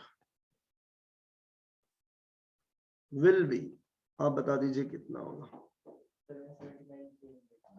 7,79,300 dash no applicability of average clause. क्योंकि आपका जितना loss हुआ है आपको उससे ज्यादा का तो क्लेम इंश्योरेंस कंपनी देगा नहीं ना मेरा भाई। तो अगर आप वो लगाएगा तो फिर तो 7,300 से ज्यादा एक्सीड हो जाएगा, जबकि एज पर इंश्योरेंस कंपनी का प्रोविजंस आपका claim can be maximum till the total loss. तो मैंने कितना रुपए का क्लेम बोल दिया था? Claim amount will be 7,79,300 no applicability of average clause. क्या है क्लियर है? अगर आप एवरेज क्लॉज वाला फॉर्मूला लगाता तो आपका क्लेम का अमाउंट आता 7,79,300 से ज्यादा। तो but then your claim amount will be restricted to 7,79,000 because your claim amount cannot be more than the total loss। आप ये आंसर में नोट पे भी लिख सकता था, putting the formula of average clause। हम बोला कि we are not putting the applicability of average clause because the policy amount is for rupees 9 lakh and the closing stock is rupees 8,82,600। अब इसका हम एक बार आंसर आईसीआई का solution check कर लेते हैं। हो सकता है उन लोग पता है क्या किया होगा, उन लोग एवरेज क्लॉज का फॉर्मूला लगाया होगा और बोला होगा कि अपना claim amount as per the average clause कितना आ रहा है? 7,94,000, which is more than the total loss। In that case, your claim amount will be restricted till the total loss, क्योंकि आपका क्लेम अमाउंट टोटल लॉस से ज्यादा नहीं हो सकता। तो या तो इस टोन में आंसर होगा या तो उस टोन में आंसर होगा। उन लोग जिसमें लिखा है वो हम ठीक करवा देगा आपको, पर फिलहाल हम लोग ये लिख रहे हैं। This is making sense. Conclusion ये है, the claim amount will be 7,79,300 because your claim cannot be more than the total loss। I hope this is clear to everyone। सब समझ में आया नहीं आया बताइएगा प्लीज। चलिए ठीक है, बहुत बढ़िया। इलस्ट्रेशन नंबर कौन सा किया है हमने अभी? नहीं, सेकंड देखना शुरू करो। फर्स्ट हो गया।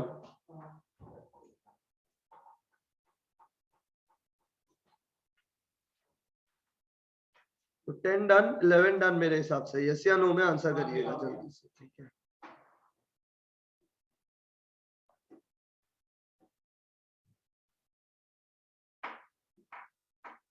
हो गया, 17 हो गया, 18 आपको होमवर्क दिया है क्या? 20 कर लेते हैं अभी।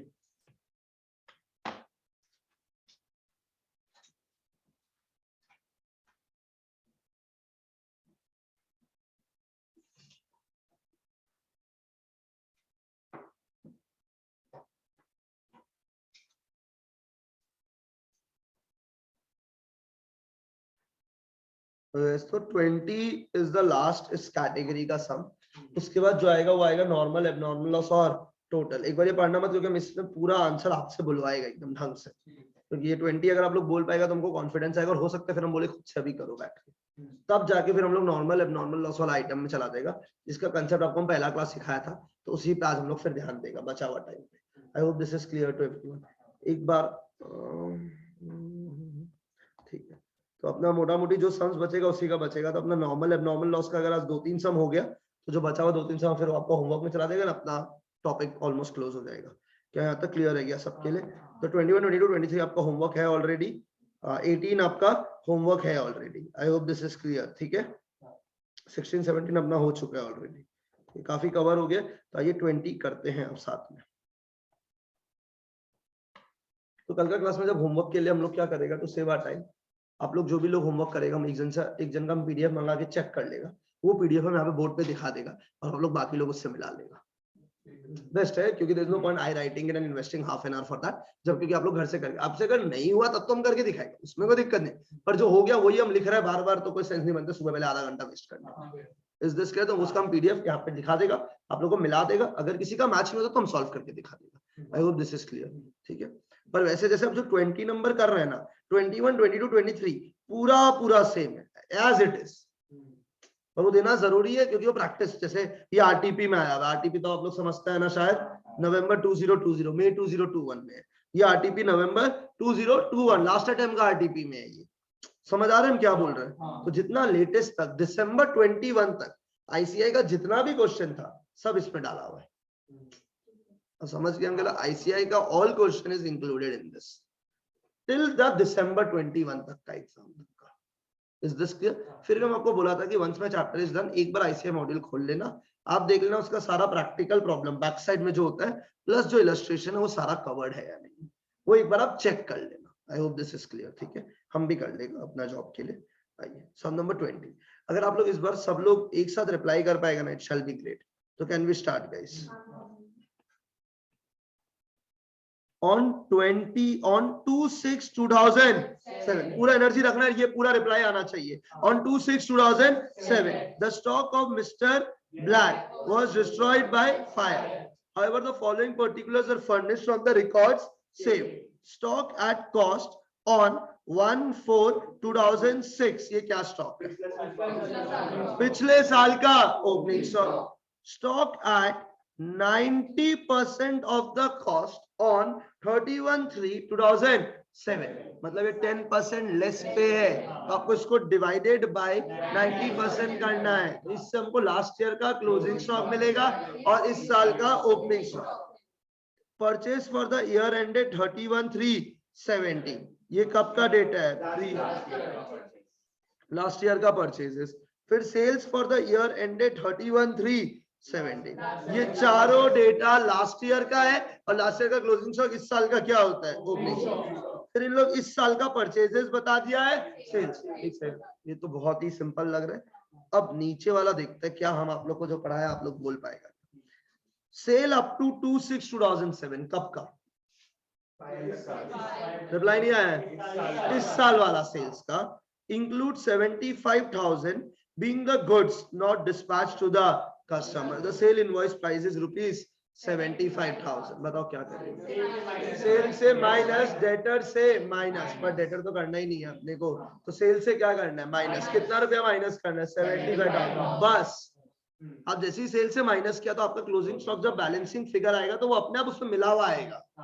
प्लीज ये कंफ्यूज मत करो, ये sale of goods on approval basis वाला नहीं है कि वो उसका गोडाउन में है, ये अपना वाला ही गोडाउन में है। तो आप खाली सेल से माइनस कर दो क्लोजिंग स्टॉक में तो अपने आप आ ही जाएगा ये, क्योंकि एनीवे गोडाउन में ही पड़ा हुआ है। तो हम लोग कितना रुपया सेल में से माइनस करेगा? हमको गलती नहीं चाहिए इस एडजस्टमेंट के साथ। Next, purchase up to 2/6/2007 includes a machinery acquired for कितना रुपया? परचेज से माइनस, डन। तीसरा, purchase up to 2/6/2007 did not include goods worth ₹30,000 received from the supplier as invoice is not received up to the date of fire.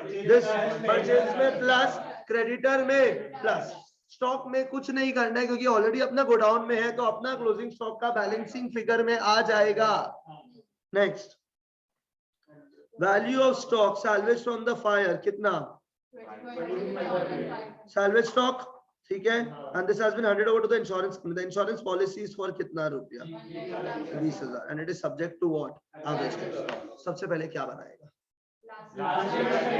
तो सब लोग GP निकालेगा, फिर GP ratio निकालेगा। उस ट्रेडिंग में कोई एडजस्टमेंट है ही नहीं, सारा एडजस्टमेंट किससे? इस साल का ट्रेडिंग में सेल से माइनस होगा, परचेजेस से दो चीज माइनस होगा, और लास्ट का ट्रेडिंग में एक एडजस्टमेंट है, सॉरी भूल गया, देखो क्लोजिंग स्टॉक है तो उसको 100% बनाना है। क्या यहाँ तक क्लियर है? ये सम आपको खुद को करना चाहिए मेरे हिसाब से। फिर इसी टाइप का सेम सम आपके पास घर पे जा रहा है। देखो एक बार 21 का एडजस्टमेंट पढ़ो। Sale of the goods include 23 lakh being the goods not dispatched. क्या होगा ये? सेल से नहीं दिख रहा है क्या आपको? 21 का ये नीचे वाला part, sale up to 2/6/2012 includes कितना रुपया? 23 lakh. Invoice price being the goods not dispatched, sale से minus. Purchase up to this includes कितना? ये ना 2,30,000 होगा। ये कितना होगा? 2,30,000।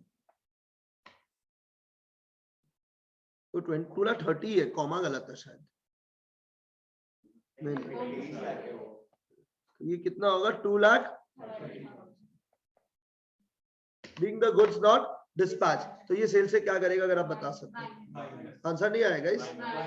फिर purchase includes the machinery acquired for कितना रुपया? परचेज से minus. However it does not include the goods worth ₹1,20,000 purchase से प्लस। हो गया सेम सम। आप समझ रहे हैं हम क्या बोले? तो जो हम होमवर्क दिया वो पूरा सेम टू सेम दिया है, तो उसके लिए हम अब क्या डिस्कस करेगा इसके अंदर, तो आप लोग कर सकते हैं, हम ऐसा एज्यूम करेंगे 21, 22, 23 पूरा सेम है, और अभी हम आपसे क्लास में कौन सा सम करवा रहे हैं 20। तो क्या करना है, 20 अभी कर लो अच्छा से, ये क्लियर हो गया, फिर नॉर्मल एबनॉर्मल में टाइम बिताएगा।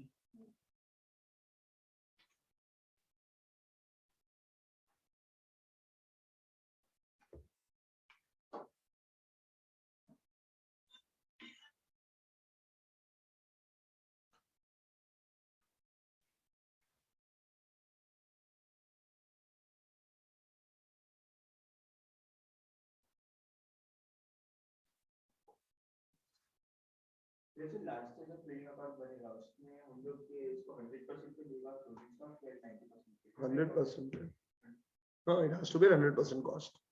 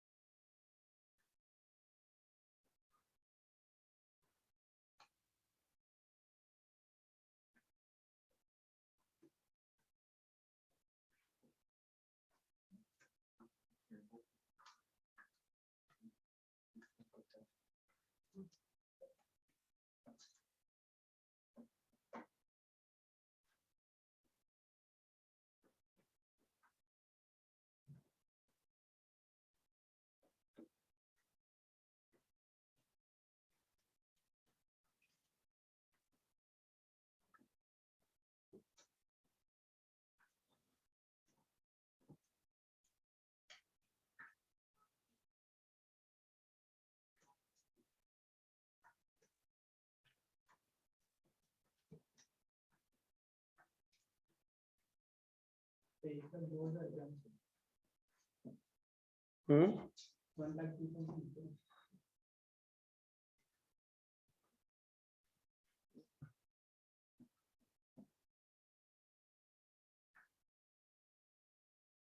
1,02,000.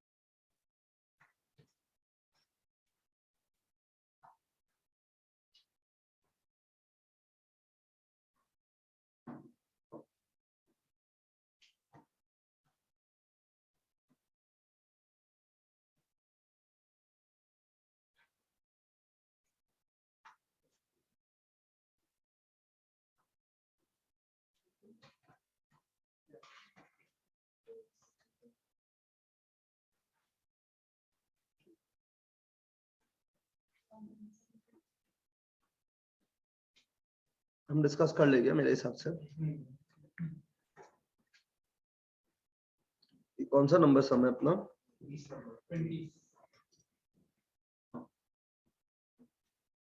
इलस्ट्रेशन 20 डिस्कस कर रहे हैं। सबसे पहले हम लोग क्या बनाएंगे गाइस, आप लोग आंसर करोगे। Trading account for the year end date, अगर आप बता सकते हैं।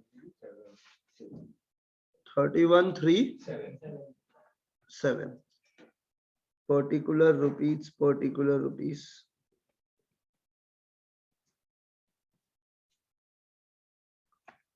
टू क्या लिखेंगे अगर आप बताओगे? To opening stock 1,35,000।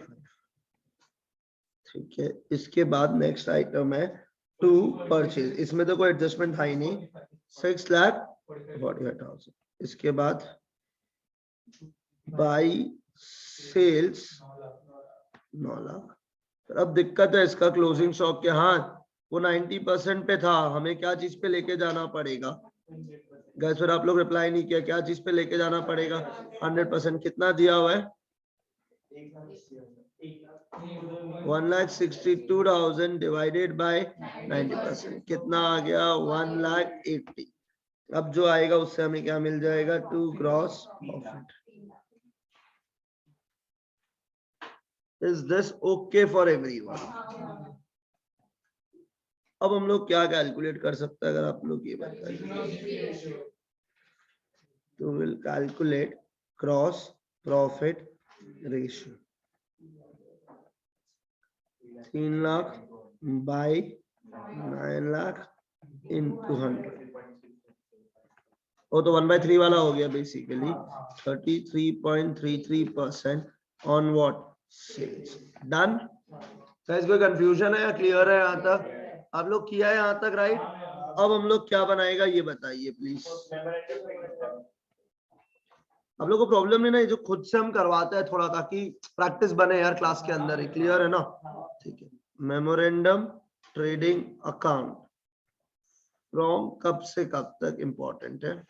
1/4/2007 to 2007। ठीक है, तो 2 क्या लिखेंगे? ओपनिंग स्टॉक जो लास्ट ईयर का है वही कॉपी हो जाएगा, तो it will be copied at 1,80,000। फिर 2 क्या लिखेंगे अपन? परचेजेस इनर कॉलम में 2,25,000। इसमें से माइनस होगा मशीनरी। मशीनरी जो खरीदा था वो परचेजेस में नहीं होगा तो उसको हटा दिया। फिर और भी कुछ है क्या? Plus unrecorded purchases. मतलब नेट नेट में 15,000 प्लस ही करना है, तो इट विल बी 2,40,000। क्या आप लोग कुछ कांड किए क्या यहाँ पे? आप लोग हाँ बोलो क्या हो गया आप लोग को? उधर पीछे दोनों जन बताओ डाउट। तो ये देखो ना, हम कर तो रहे सॉल्व। यहाँ तक ठीक है, यहाँ तक भी कुछ तो ये कर लो पहले। बहुत हड़बड़ी है जिंदगी में। बाय सेल्स बताइए कितना? 4,80,000 इनर कॉलम में minus goods not dispatched. Clear है? इसका और कुछ नहीं करना है भाई गुड्स नॉट डिस्पैच्ड का, ठीक है ना? क्योंकि दूसरा इफेक्ट डेटर से माइनस होता है। ठीक है, तो -75,000 कितना आ जाएगा? 4,05,000। हाँ मिला। हाँ तो बढ़िया जिंदगी जियो। क्या है?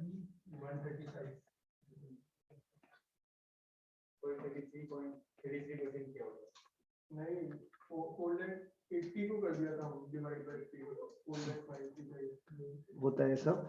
4,05,000 का 1/3 मार दीजिए, बताइए कितना आ रहा है? मिल गया ना गलती? ठीक है, इसी बात पे आज मिल की बार। By closing 1,50,000। Done.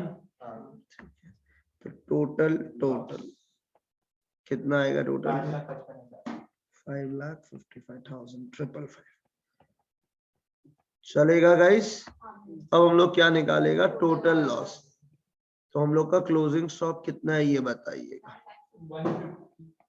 1,50,000। We will subtract the salvage stock.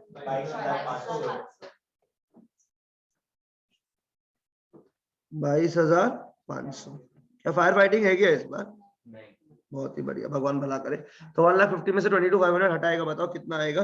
1,27,500। Done. हो गया हो गया हो गया, बोलो फटाफट से यार। तो टोटल लॉस डन है गाइस। अब हम लोग क्या निकाल लेंगे?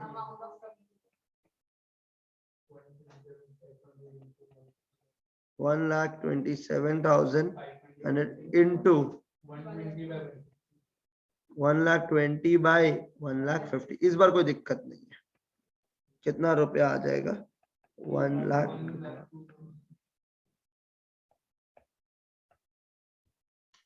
Is this clear to the entire batch? फटाफट से बोलो गाइस। All sorted? चलिए बहुत बढ़िया। कौन सा नंबर किया हमने अभी? 30 नंबर। 2 मिनट रुकता है, सांस ले लीजिए, पानी वानी पी लीजिए, फिर नॉर्मल एबनॉर्मल शुरू करेंगे। और सब सांस ले रहे हो तो लगे हाथ होमवर्क लिख लीजिए। और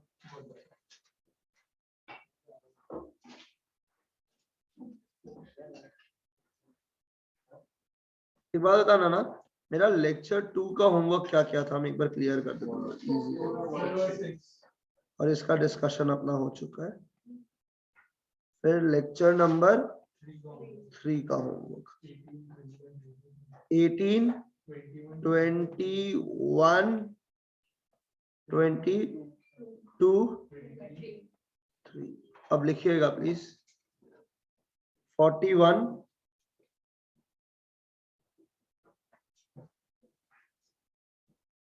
41, 42, 44। बढ़िया, घर जाके पढ़ाई होगा। 18, 21, 22, 23, 41, 42, 44 और लेक्चर 2 में दो था। क्या क्या दो सम दिया हमने? 4 और 6। ये जो 41, 42, 44 है ना, ये सारा रीसेंट पास्ट पेपर्स है। ठीक है, तो for example 41 came in May 18, ठीक है, 42 केम इन November 18, 44 केम इन Jan 21। ठीक है, दिसंबर 21 वाला जो अभी हुआ था एग्जाम, उसका नहीं दिया, इसका थोड़ा और बाद में देगा। Is this clear? क्या यहाँ तक सब लोग को क्लियर है क्या? तो 18, 21, 22, 23, 41, 42, 44। परफेक्ट। 5 मिनट रुक जाते हैं, उसके बाद 40 मिनट बिताएंगे नॉर्मल एबनॉर्मल पे। ठीक है, वो कंसेप्ट क्लियर करना है आज।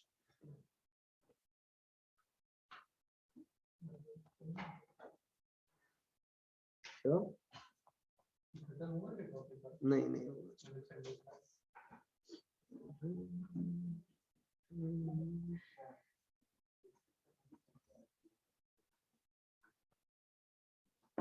इंश्योरेंस क्लेम नहीं खत्म होगा, लॉस ऑफ प्रॉफिट बाकी है भाई।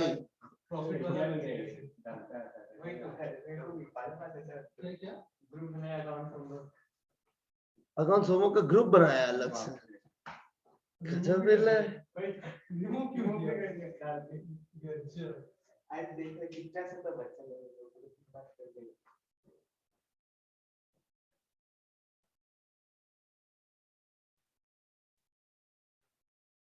क्लास के बीच में ये सब करते हैं। अरे अभी दो मिनट कैसा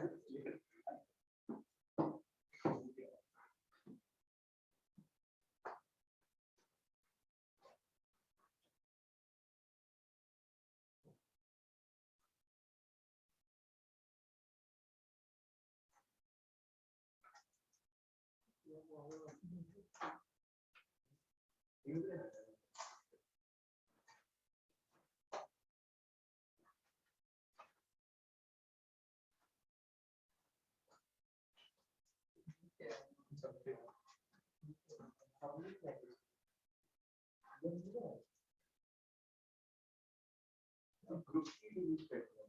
कितना एक्साइटेड भी होगा बच्चा, ब्लॉग व्लॉग बनाया तो इसके दोनों भाई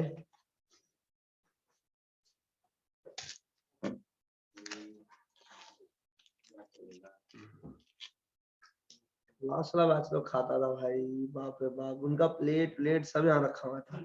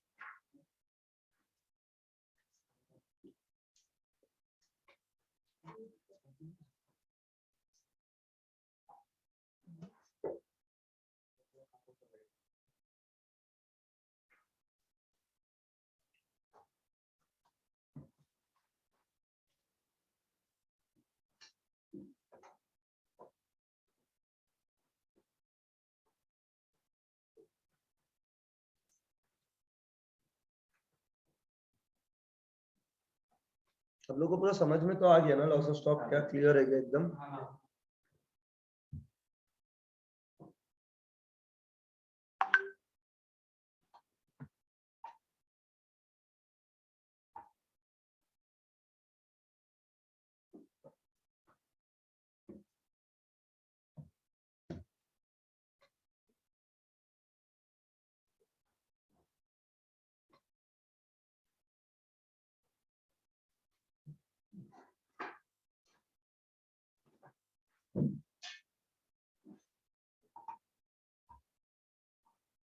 हम लोग कल से फिर हायर परचेज स्टार्ट कर लेंगे।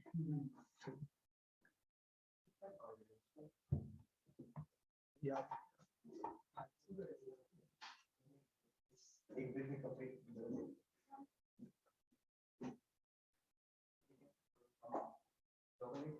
एक लेक्चर हो गया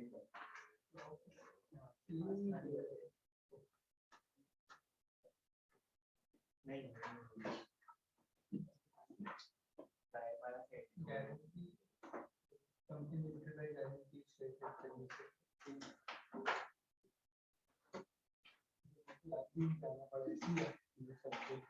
No lectures है। नहीं, first lecture 1 hour 10 minutes, second 1 hour 45 minutes, third lecture 2 घंटा, fourth lecture 1 घंटा 15 मिनट, fifth lecture 1.5 घंटा, sixth is 1 hour, seventh is 1 hour 45 minutes, eighth is 1 hour 25 minutes, ninth is 1 hour 20 minutes.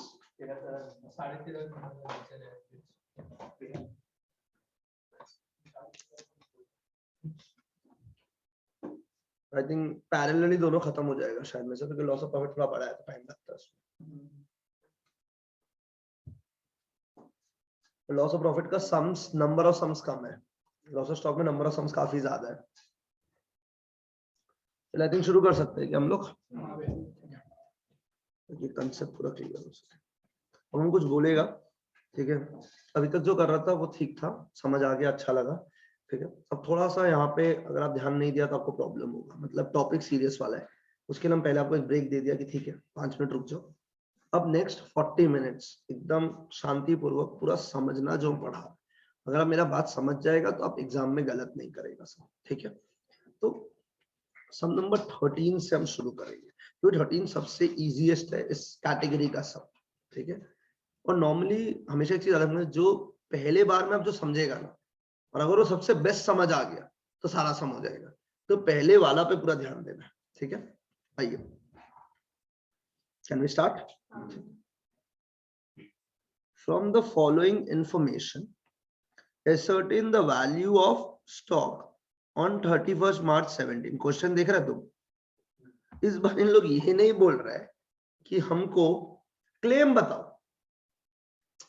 Difference नहीं समझा हम क्या बोल रहे हैं। उन लोग खाली क्या निकालने के लिए बोल रहे हैं, closing stock on 31st March 17। मतलब the question is not of insurance claim, actually the question is actually of inventory of CA foundation. नहीं समझा आपने? They are asking us to calculate the value of stock on कब, कौन सा date पे, 31st March 17, ठीक है। इसमें कोई डाउट है? 1/4/2016, 1/4/2016 ये क्या स्टॉक है? अगर आप लोग आंसर कर सकते हैं तो कितना रुपया? 28,500 परचेज दिया हुआ है। ये सेम सम एक्चुअली सीए फाउंडेशन में भी है। क्या दिया हुआ है? नेक्स्ट आइटम परचेजेस दिया हुआ है, फिर क्या दिया हुआ है? Manufacturing expenses. सेलिंग एक्सपेंस आएगा या नहीं आएगा? आंसर नहीं आएगा इस, सेलिंग एक्सपेंस नहीं आएगा, एडमिनिस्ट्रेशन एक्सपेंस नहीं आएगा, फाइनेंशियल एक्सपेंसेस भी, ये तीनों पीएनएल का आइटम। और हमको तो ट्रेडिंग बनाना है क्योंकि हमको क्लोजिंग स्टॉक का वैल्यू चाहिए। नहीं समझा? सेल्स आएगा क्या? हाँ आएगा। मतलब 2 opening stock, 2 purchases, 2 manufacturing expenses by sale. Looks good. अब रियल गेम शुरू होता है, ये पार्ट ही तो मेन है इस सम का। At the time of valuing the stock on 31st March 16, कौन सा डेट का बात कर रहे हैं? ओपनिंग। एकदम स्लो, प्लीज बोर्ड पे देखो, क्वेश्चन बोर्ड पे है ऑलरेडी, आपको बोर्ड से दिख जाएगा क्वेश्चन, तो फोन में मत डिस्ट्रैक्ट हो, look at the board, read the question along with me. At the time of valuing the stock on 31st March 16, मतलब ये किसका बात कर रहा है? A sum of 3,500 was written off on a particular item which was originally purchased for 10,000। क्या यहां तक क्लियर है? मतलब मेरा ओपनिंग स्टॉक है कितना? स्लो करके आप लोग ये बताएगा हमको। 28,000। इसमें एक सामान मिला हुआ है जिसका कॉस्ट कितना था, पर हम उसमें से कितना उड़ा दिया था। मतलब इस 28,500 में एक सामान है जिसका दाम अब पता है कितना है, 6,500, और बाकी का कितना है, 22,000। 28,500 में 10,000 नहीं है, 6,500 है, क्योंकि 3,500 वॉज रिटर्न ऑफ। नहीं समझा? ये दो लाइन वापस पढ़ेंगे। At the time of valuing the stock on 31st March 16, मतलब 31st March 16 को जब आप स्टॉक निकाल रहे हो, कौन सा स्टॉक निकाल रहे हो, opening stock, a sum of 3,500 was written off on a particular item। 3,500 को राइट ऑफ कर दिया गया है, हटा दिया गया है, ठीक है। Which was originally purchased for कितना रुपया? एक सामान था जो ओरिजिनली कितना पे खरीदा गया, आंसर नहीं आया, कितना उड़ा दिया गया, कितना बचा, 500। ये 6,500 किसके अंदर मिला हुआ है, ओपनिंग स्टॉक। आगे बढ़ते। And was sold during the year for कितना रुपया, मतलब आपने ये 6,500 को कितना पे बेच दिया, तो आपने कुछ कमाया है, 2,500 रुपया इसके ऊपर कमाया है। Do you agree with this? अब 10,000 से कंपेयर मत करो, क्योंकि अब 10,000 है ही नहीं, 3,500 तुम हटा दिया ना, तो आज इसका दाम कितना है, 6,500 पे मिला हुआ है, जिसको मैंने बेचा। Barring the transaction relating to this item, इस आइटम को छोड़ के the gross profit earn during the year was कितना, 20% ऑन। इस आइटम को छोड़ के बाकी हर आइटम पे मैंने 20% कमाया है। तो आपको याद दिलाते हैं फर्स्ट क्लास, धैर्य याद है, बाप का दुकान में बैठा हुआ था, तो धैर्य हर बार कितना प्रॉफिट कमाता था, 20% ऑन सेल्स हर बार। लेकिन एक जगह जाके वो फंस गया, जहां पे उसने 20% नहीं कमाया, 20% से या तो कम कमाया या तो ज्यादा। क्वेश्चन भी तो यही बोल रहा है, इस आइटम को छोड़ के बाकी सब में कितना परसेंट कमाया, तो जिसमें आपने 20% नहीं कमाया है वो आइटम इज योर एबनॉर्मल। नहीं समझा? नहीं, हम ही नहीं समझा। क्लियर है या नहीं है? वापस से बताओ, कौन क्या इस सब में कोई एबनॉर्मल आइटम है क्या? हाँ, क्योंकि उस आइटम पे मैंने कितना जीपी नहीं कमाया, 20%। क्लियर है? अब एक चीज याद रखना, अगर कोई सम एबनॉर्मल का है तो 3 कॉलम बना के सम होगा, नॉर्मल, एबनॉर्मल, टोटल। एकदम हड़बड़ी मत करो, 3 कॉलम बना के होगा। बताओ 3 कॉलम क्या क्या होगा, नॉर्मल, एबनॉर्मल, टोटल। क्या ओपनिंग स्टॉक में एबनॉर्मल है क्या? ये मेरा पहला क्वेश्चन है। हाँ, कितना रुपए का एबनॉर्मल है, 6,500। अब एक रूल हम आपको याद करवा देते हैं, आपका एबनॉर्मल डेबिट साइड में होगा तभी क्रेडिट साइड में होगा। जब तक आप उस स्टॉक में या परचेज में एबनॉर्मल है ही नहीं, तब उसको बेच किसको रहा है मेरा भाई, हैज टू मैच। तो कितना रुपया का एबनॉर्मल था ये बताइए, क्या मैंने पूरा बेच दिया? हाँ, तो क्लोजिंग स्टॉक में एबनॉर्मल नहीं। पर अगर पूरा नहीं बेचता तो क्लोजिंग स्टॉक में जो बच जाता वो एबनॉर्मल हो जाता मेरा भाई। हाउ टू अप्रोच द सम, ठीक है, जीपी रेशियो पता है ऑलरेडी, ठीक है, पर ये 20% हम 2,49,000 पे नहीं लगा सकते, क्योंकि इस 249 के अंदर एक ऐसा सेल मिला हुआ है जिसके ऊपर मैंने 20% नहीं कमाया है। बस यही तो दिक्कत है, और क्या दिक्कत है? नहीं समझा आपने? हमको अगर जीपी मिल गया, क्लोजिंग स्टॉक निकाल लेगा, हाँ गौतम मैं निकाल लेगा, पर दिक्कत ये है कि जो 20% है ये हम 249 पे नहीं लगा सकता। द रीजन इज 249 के अंदर एक ऐसा सेल मिला हुआ है जिसपे मैंने 20% नहीं कमाया। और अगर आप अपना नॉर्मल जीपी रेट किसी सेल पे नहीं कमाते तो उस सेल को हम लोग मानते हैं एबनॉर्मल। वो पहला क्लास उसी के लिए कंसेप्ट दिया गया था। जब भी आप जीपी रेशियो को छेड़खानी करोगे, आपका वो सेल को हम एबनॉर्मल मानेंगे। बताइए, तो ये सब अप्रोच कैसे होता है, तो मेरा बात हमसे सुनेगा। 3 कॉलम बनेगा, नॉर्मल, एबनॉर्मल, टोटल। सबसे पहले टोटल भरा जाएगा, फिर एबनॉर्मल भरा जाएगा, फिर नॉर्मल भरा जाएगा। और ये जो जीपी 20% है ये किस सेल पे निकलेगा, नॉर्मल पे, ऑब्वियसली, क्योंकि है किसका, नॉर्मल का। टोटल पे मत निकाल दीजिएगा, फिर तो 249 पे निकाल दो, इतना नौटंकी को कर। पर 249 पे 20% नहीं लग सकते, क्योंकि इसमें एक ऐसा आइटम है जिसके ऊपर आपने 20% नहीं कमाया, उसी आइटम को हम एबनॉर्मल बोलते हैं। वो एबनॉर्मल डेबिट पे भी होना पड़ेगा और तो आप जब सोच रहा पूरा क्लियरली सोचना, एबनॉर्मल कितना है डेबिट साइड में, उसको बेचा है तो कितना मिला है, और अगर नहीं बेच पाया तो क्लोजिंग स्टॉक पे कितना पे। अब हम कुछ पूछेगा, वो फिगर्स आप बता दो। एबनॉर्मल का कॉस्ट क्या है? सही बोला है, सही बोला। एबनॉर्मल का कॉस्ट कितना है? 10,000 है इसका कॉस्ट। कितना हटा दिया? आज कितना पे? This is the value eight which it is eight opening stock. वापस पूछता है एबनॉर्मल का कॉस्ट कितना, उसको भूलो मत। 10,000 में से कितना राइट ऑफ होगा? अब वो स्टॉक में है कितना रुपया में? 6,500। अब इसको क्या बेच दिया गया है क्या? नहीं बेचता तो क्लोजिंग शॉप में आता। क्या बेच दिया है क्या? हाँ। पूरा को? हाँ। कितना रुपया? अब नॉर्मल का ड्रामा खत्म। इस सब में calculation of total loss, amount of claim कुछ नहीं है भाई। इस सब में मेमोरेंडम ट्रेडिंग अकाउंट भी नहीं बनेगा, नॉर्मल ट्रेडिंग बनेगा, एंड वो वर्किंग नोट नहीं होगा, सम का पार्ट होगा, क्योंकि हमको निकालना ही closing stock. We don't need a memorandum trading guys इस सम के अंदर, क्योंकि पूरा साल का बना रहा है प्रॉपर सम। नहीं समझा?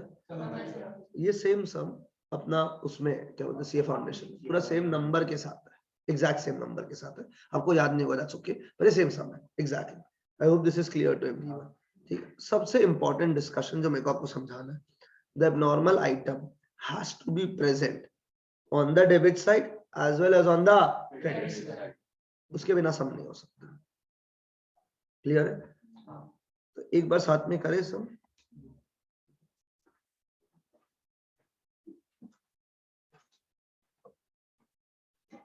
कौन सा नंबर है यार ये, बताना थोड़ा सा। आप लोग निकाल लो सब।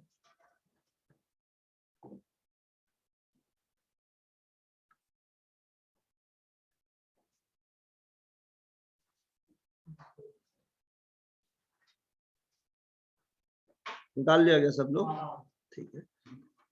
तो trading account for the year ended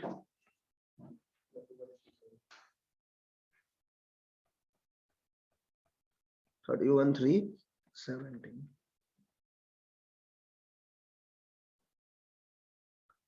particular rupees, okay sorry यार, पर्टिकुलर, नॉर्मल, एबनॉर्मल, एंड क्या लिखेंगे यहाँ पे? टोटल। ये हमारा क्या साइड हो गया? Debit side. यहाँ पे भी लिखेंगे पर्टिकुलर, नॉर्मल, एबनॉर्मल, टोटल।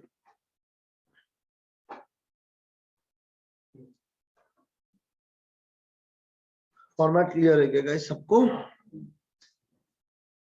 ठीक है। अब सबसे पहले हम क्या लिख रहे हैं यहाँ पे? To opening stock. तो देखो मेरा स्पीड देखो, पहले मेरा तरीका देखो।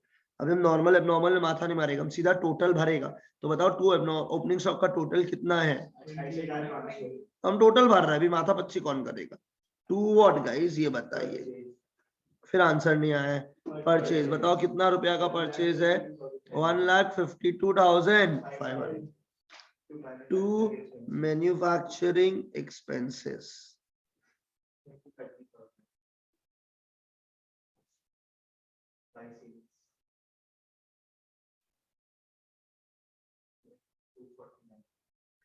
बाय सेल कितना टोटल कितना आएगा बताना? 2,49,000। डन? ठीक है। और तो कुछ नहीं है गाइस, आप लोग क्लियर नहीं है शायद समझे। अब नीचे वाला लाइन पढ़े एक बार फटाफट से। देखो एक बार पढ़ो मेरे साथ साथ। At the time of valuing the stock on 31 मार्च 16, क्या स्टॉक का बात हो रहा है? Opening stock. कितना रुपया राइट ऑफ कर दिया गया? कितना में से? तो आज मेरा स्टॉक में कितना रुपया पे? हम एबनॉर्मल लिखेंगे 6,500। मेरा नॉर्मल कितना आ जाएगा? 22,000। डन। अब आप बताओ क्या परचेज में कुछ एबनॉर्मल है क्या? नहीं। तो 1,52,500। क्या मैन्युफैक्चरिंग में है क्या? नहीं। तो वो भी नॉर्मल में कॉपी हो गया। हम यहाँ पे बाई सेल और बाई क्लोजिंग स्टॉक लिख के छोड़ रहे हैं।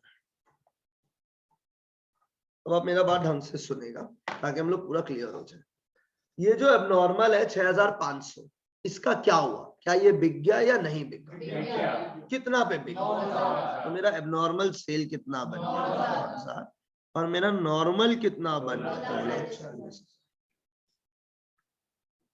क्या ये परफेक्ट है? क्या मैं बोल सकता हूँ मेरा क्लोजिंग स्टॉक एबनॉर्मल 0 है? डन। अब अपने आप को पूरा सेटिस्फाई कर लो, क्या ये क्लियर है? I think this is super easy guys, आपको पूरा बढ़िया से समझ आ गया होगा शायद। अब हम लोग क्या कैलकुलेट करेंगे, ये बताइए। तो हम लिखेंगे टू ग्रॉस प्रॉफिट। कितना परसेंट बोला है ग्रॉस प्रॉफिट? अब ये 2,40,000 पे लगेगा, 249 या 9? 240। निकालिए कितना आएगा?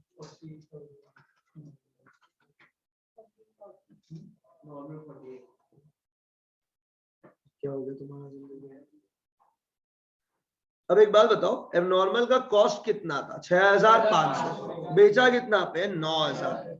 तो 2500। इस पे कोई परसेंटेज नहीं लगेगा, ये मिसिंग फिगर निकलेगा। तो मेरा टोटल कितना बन गया? 50,500 लिखिएगा total GP. Guys, abnormal GP has been calculated as a missing figure. I hope this makes sense to everyone, guys. तो बताओ मेरा टोटल कितना आ जाएगा? हम वेट कर रहे हैं आप लोग का। 50,500। अब आप एक बात बताओ, क्या बचा है अब खाली सम के अंदर? क्लोजिंग सम। जो नॉर्मल का आएगा वही टोटल का आएगा, क्योंकि यहाँ पे एबनॉर्मल क्या है? 0। अब करके देख लो कितना आ रहा है, दोनों का आंसर सेम आएगा।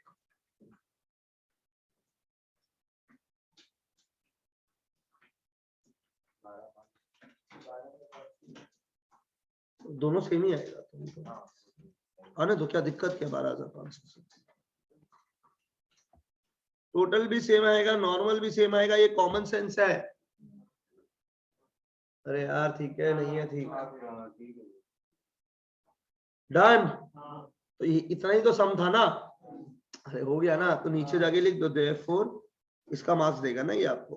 क्लोजिंग स्टॉक ऑन कौन सा डेट पे निकालने बोला था?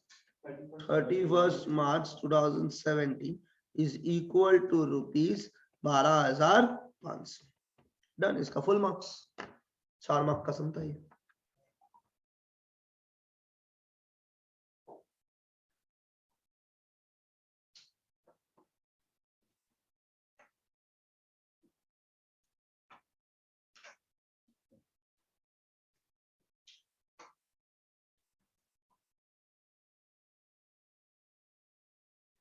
गाइस हमको ऐसा क्यों लग रहा है आप लोग ये नहीं क्लियर हुआ? आप लोग श्योर है 100%?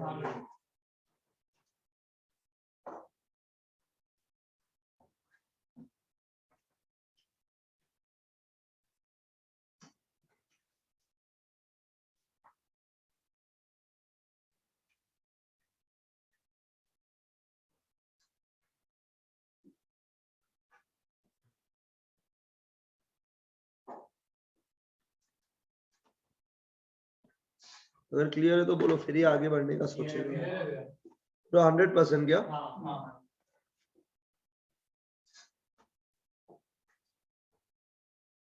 मेरे को डाउट तो नहीं हुआ आप लोग को? हम आप लोग से पूछ रहे हैं। तो आज स्टॉप कर रहे, नहीं होगा आगे, सेंस नहीं बनता हड़बड़ी करने का। तो ये 30 नंबर कंसेप्ट से शुरू किया हम लोग, ठीक है। हम लोग नेक्स्ट क्लास फिर आगे वाला कंसेप्ट करेगा। आज ऑलरेडी काफी प्रैक्टिस के लिए आपके पास होमवर्क भी है। कितना समझा अपने पास प्रैक्टिस के लिए? तो 18, 20, 18, 21, 22, 23, 41, 42, 44 ये सारा सम आपसे हो जाना चाहिए।